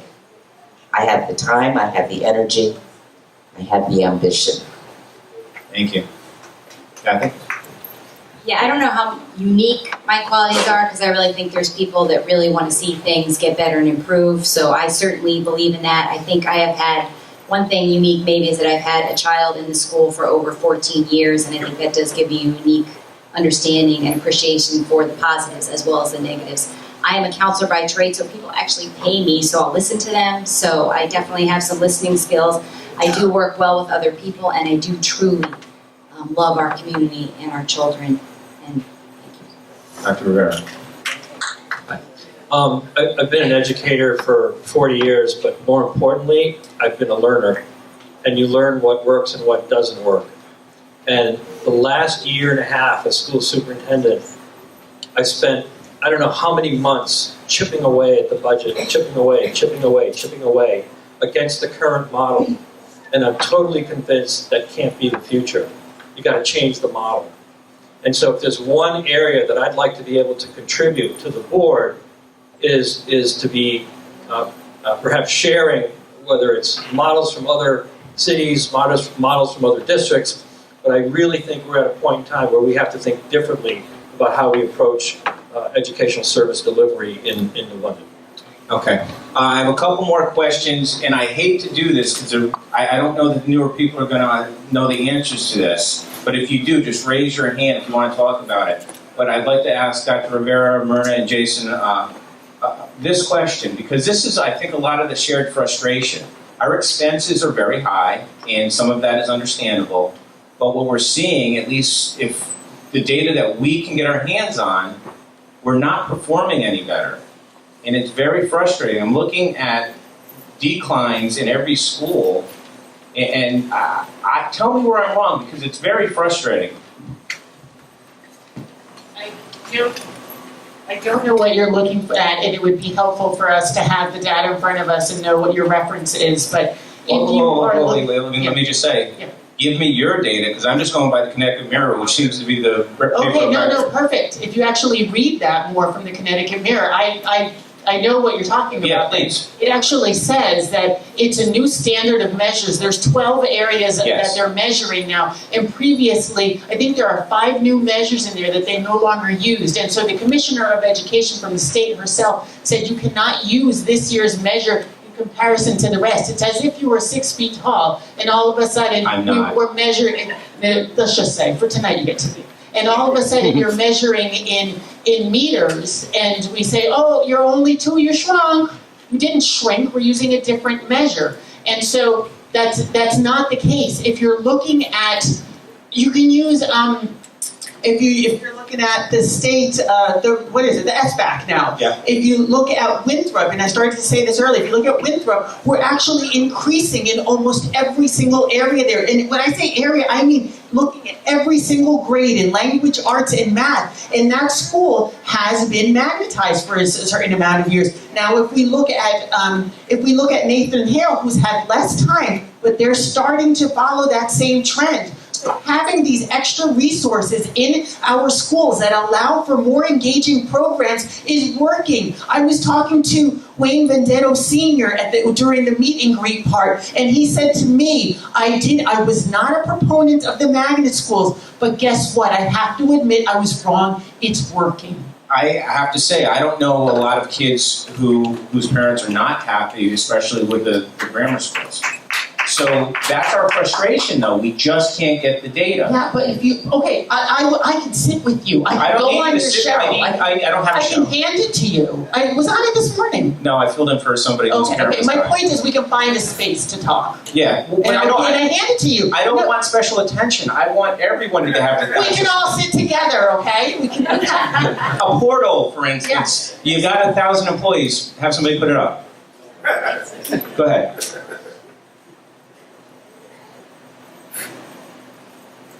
You know, I think we got to look at the facts. And I think that a lot of that, we don't have a real curriculum. And I want to go back to that. We're paying someone $160,000 a year to write curriculum, and we don't have a full curriculum in place. No one around this table can tell me that we have a curriculum in place. You know, I sit at curriculum committee meetings over the last year, and I keep being told that we don't have a curriculum. How can you tell me we don't have a curriculum in our New London public schools. I asked about magnet curriculum. Oh, we're working on it. We don't know about our dosage. You know, we want everything to sound peaceful and great. We want to get our weekly memos. Life is great in the New London public schools. You know, some of the data in our New London public schools is not great. I would say look at the State Department of Education SBAC results. Look at some recent results. The Connecticut Mirror, I don't know if I agree with that, but I would look at some of our recent results because we do fall below. We are probably lowest in the state. New Haven has done a lot better than New London, and we are a much bigger district. So I would ask everybody in this room to go to the Connecticut State Department of Education website and look at the data. You'll see it. None of you at this table can dispute the fact where New London stands in our performances. Sure, we're getting people in our district. Sure, we're an all-magnet district. But the facts need to be on the table. Do we have a curriculum in place that's meeting dosage? You know, we're paying all this money to send people out to these literacy, $30,000 a person. Is that how much? It's about $30K a person. It's a 3-year program. No one can dispute it because it's on the table. It's fact. It's not accurate. And okay, it is accurate. Jason, please. It is accurate. I really would like it. Because I have the documents and I have the proof of it. Thank you. Dr. Rivera, please respond to that because that's disturbing. I just, first of all, 30,000 per person, I think it's 30,000 per school. I was happy to look. Wrong, it's 30,000 with travel, with stipend, with the 3-year program, it's 30,000. At any rate, one of the things that we've talked about is greater transparency in data. And one of the things that one of my 4 platform items was greater accountability. Every school should have a school improvement plan. There ought to be some known, what are the performance targets that we're expected to achieve by grade level, whatever they may be, suspensions, performance, and that's part of what we began a year ago in terms of trying to create that process. But I think there needs to be more transparency around data. Secondly, I think Myrna said it all. It took the STEM high school more than 10 years to evolve. That didn't happen overnight. And then it was recognized as a National School of Excellence 2 years ago and again a year ago. But Winthrop, they experienced at every single grade level for their students who took the SBAC, double-digit increases in students meeting goal. That's phenomenal. Nathan Hale is right on the tail. Nathan Hale also at 1 or 2 of the grade levels had double-digit success stories. So I think there is an impact that's happening. And the one request that I had back then when I was superintendent was, hey, we know there's a long way to go. But we're simply asking, let's recognize the progress we have and continue to support some of the areas and gaps that we know we need to continue to address. And I think that's the problem. And Myrna and I have a bit of a history of getting passion going out both ways. And I appreciate that, and we need that in the system. However, my frustration, and I think it's shared by a lot of people, is getting the data out. Because when this kind of information is being passed around, and you're telling me it's not accurate because, for whatever reason, and I get it, but now we should look at standardized testing as our standard, which is every time I use standardized testing as the benchmark previously, I was told, oh, you can't use that. You have to take all these other things into consideration. It's a moving target. And it's very, very difficult. I don't envy anybody for doing this job, but please understand that is our frustration. So whoever gets elected has to make a great effort, in my opinion, and I think you all will, to be more transparent and get that communication out better. I wrote an op-ed piece to dispute that, so I did communicate. You did, but I think as an organization, it needs to be done and accessible every single day. And as test results come out, we need to get them, because it's important to get the community backing. Yes. Yes. Sorry. No, it's okay. I know there was some going back and forth, so I kind of lost my train of thought. But we do have to look at the fact that children are coming in from other districts, and they need to be met where they are. And right now, we don't know where they are. So some of that has to be taken into consideration when you're looking at these testings by these students who are new to the district, or they are ELL students. They have different learning disabilities. And I had another point, and I just lost it. That's okay. So we only have a couple minutes left. So what I'd like to do is give everybody a minute to wrap up anything we didn't get to talk about, put it out there. We've only got a few minutes left, so if we could start with Dr. Rivera and work in reverse this time. I just want to thank everybody for coming tonight. As you know, I'm a bit of a fish out of water in this new political arena, but I believe I have a lot that I can contribute to the board. I'm committed to the city, I'm committed to our kids, I'm committed to schools, and I'm committed to constantly finding ways to improve what we're doing and try to do it better, and to greater transparency in what we're doing, just so that there's less acrimony from one year to the next and everybody's more up to speed on what is good data and what is not good data. Thank you.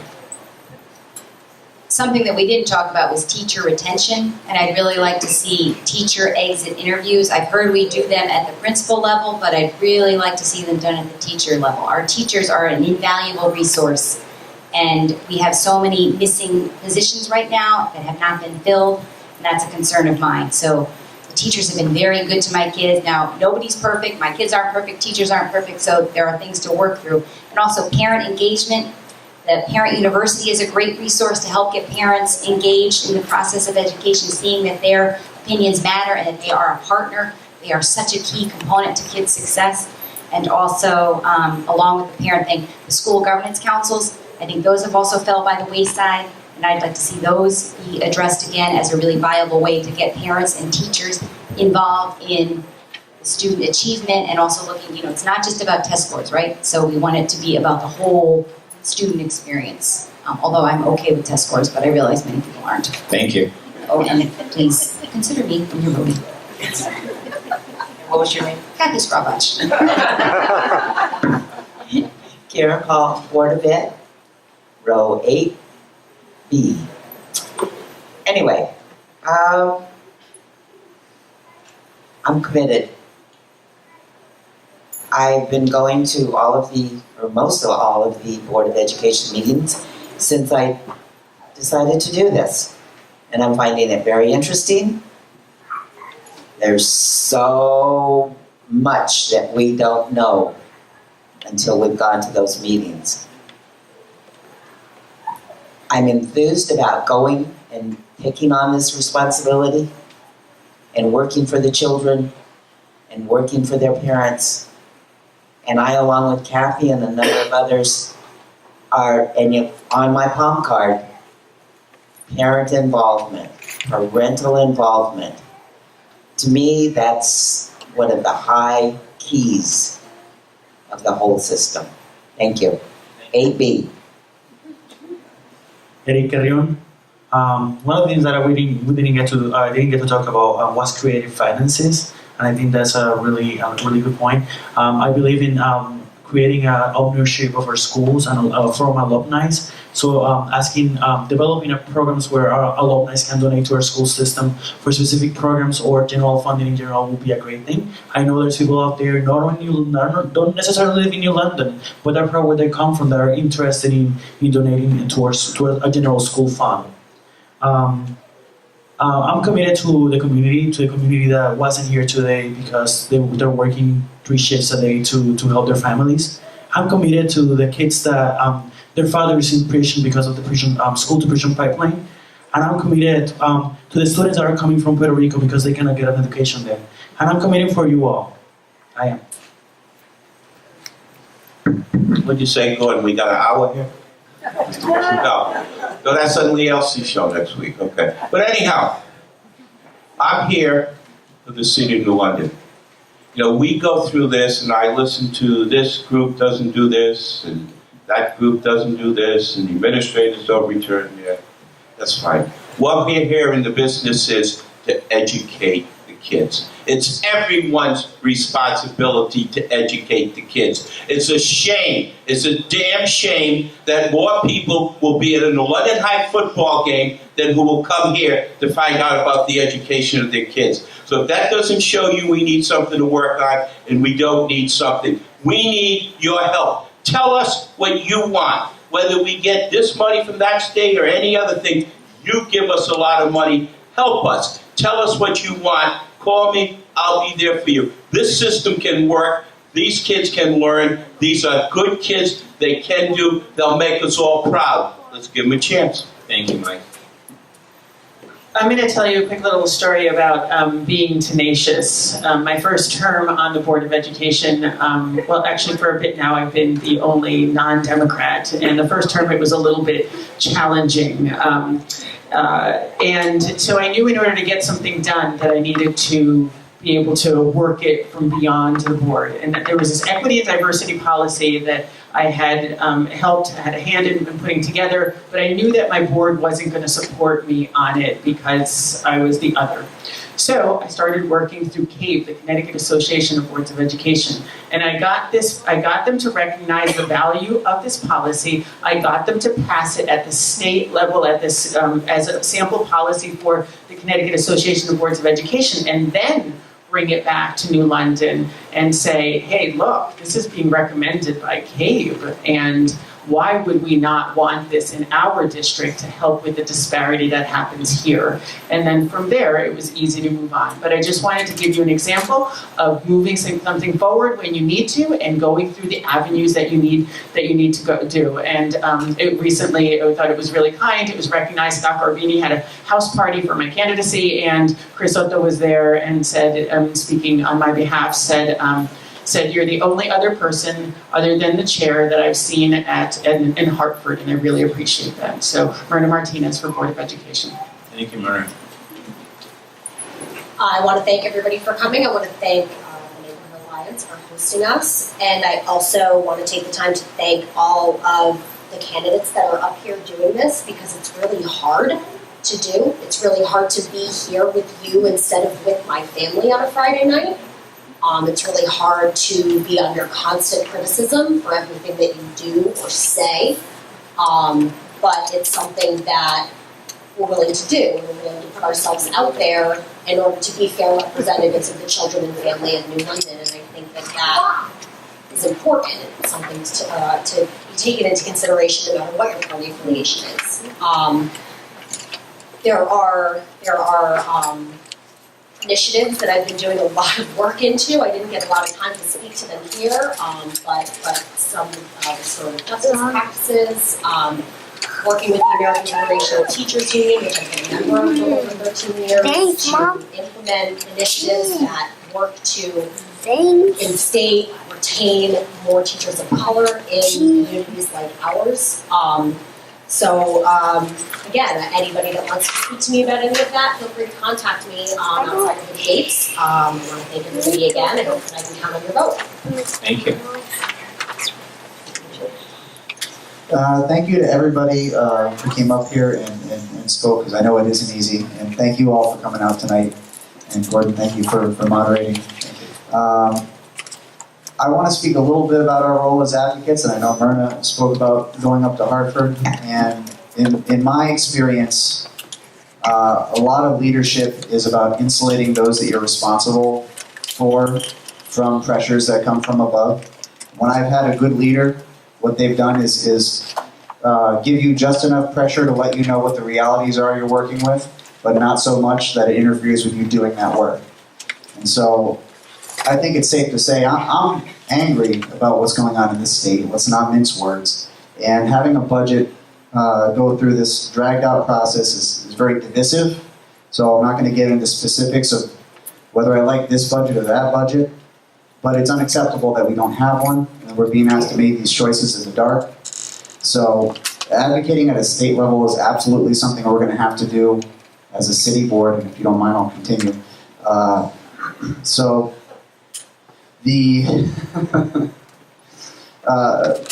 really have enjoyed working with Representative Chris Soto, and I think I'm going to have to develop a relationship with State Senator Paul Formica, because I've had a lot of experience working across party lines and on my own committee.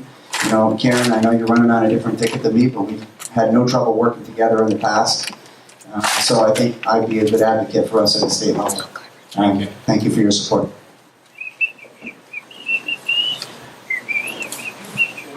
Thank you, everybody, for coming out and spending your evening here with us.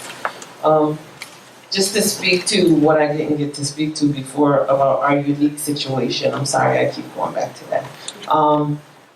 The lottery definitely needs to be reevaluated for the magnet system. There needs to be something that says that we are protecting neighborhood schools so the kids that live in New London can go to schools in New London, especially close to their neighborhood, to put out your point about kids going to St. Bernard's. We also have to remember that this magnet district was voted and approved 2-1 in referendum. So we're on it. It needs to be reevaluated. We can't kill the project. We can't be done with it. We have to finish it. It's our responsibility to the city and to the state to make this magnet district thing work. We have to finish the high school because it's not ADA compliant. There's no doubt about it. That has to be done regardless. So in my run, I'm pushing for more transparency. We need more line items in the budget. We need to get rid of all the consultant fees that we can't find in the budget that we know are being paid. I'm pushing for transparency and for these kids. I've said it 100,000 times. I work with the youth, I work for the youth, I work for the parents. I am a parent, and I hope I've earned your support on November 7th. Regina Mosley, ballot position 12A. Thank you so much for your time today. Thanks, Regina.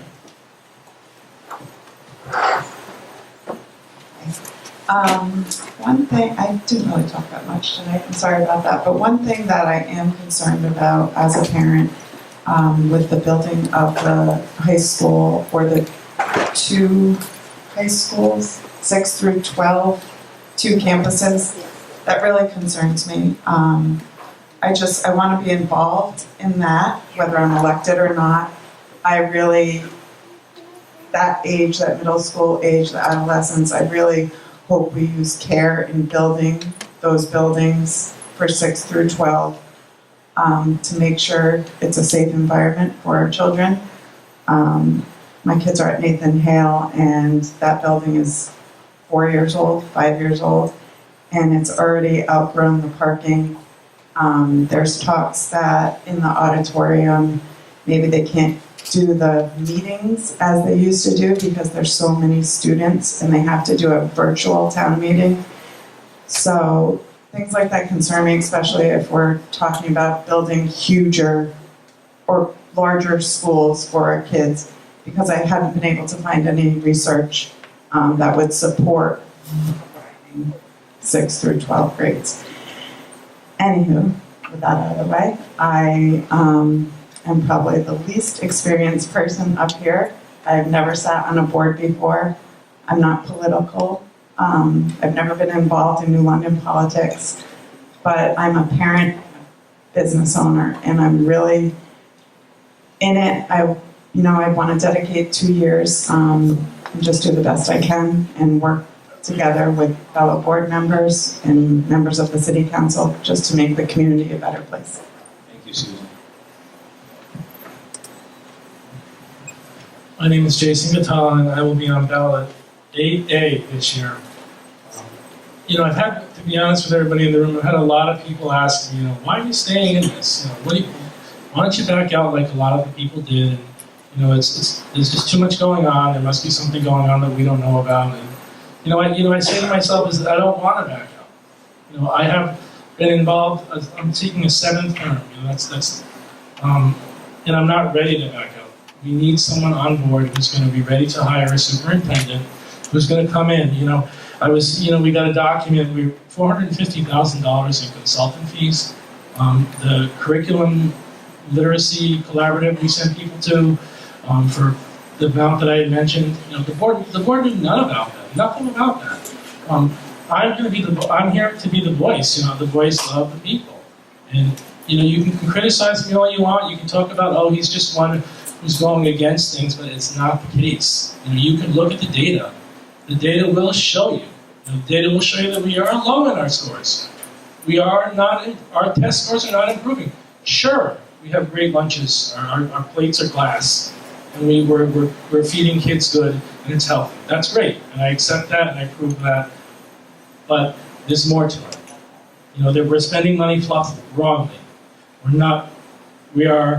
We need to be more. The board needs to be more involved with the policies and improving policies. They'll take one sentence, and we could change how we're hiring our administrators, and our teachers.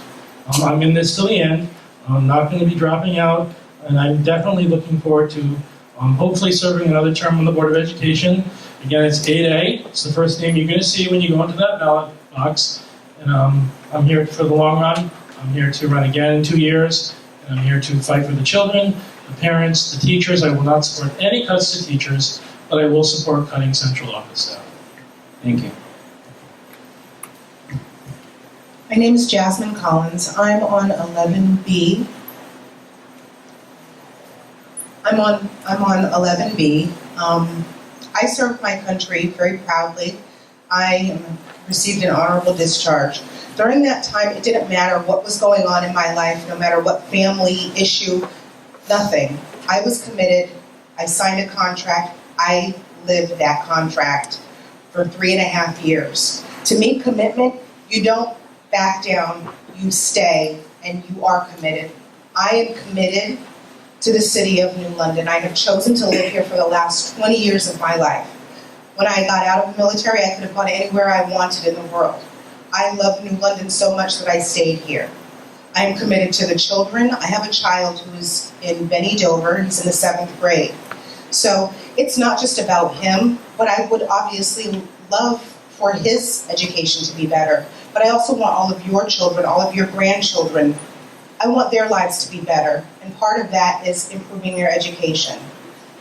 I appreciate each and every one of you being here tonight, you taking your time out of your busy lives to listen to what we have to say.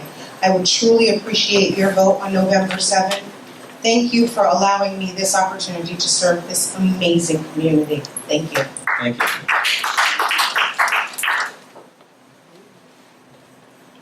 Thank you for the opportunity to be here tonight.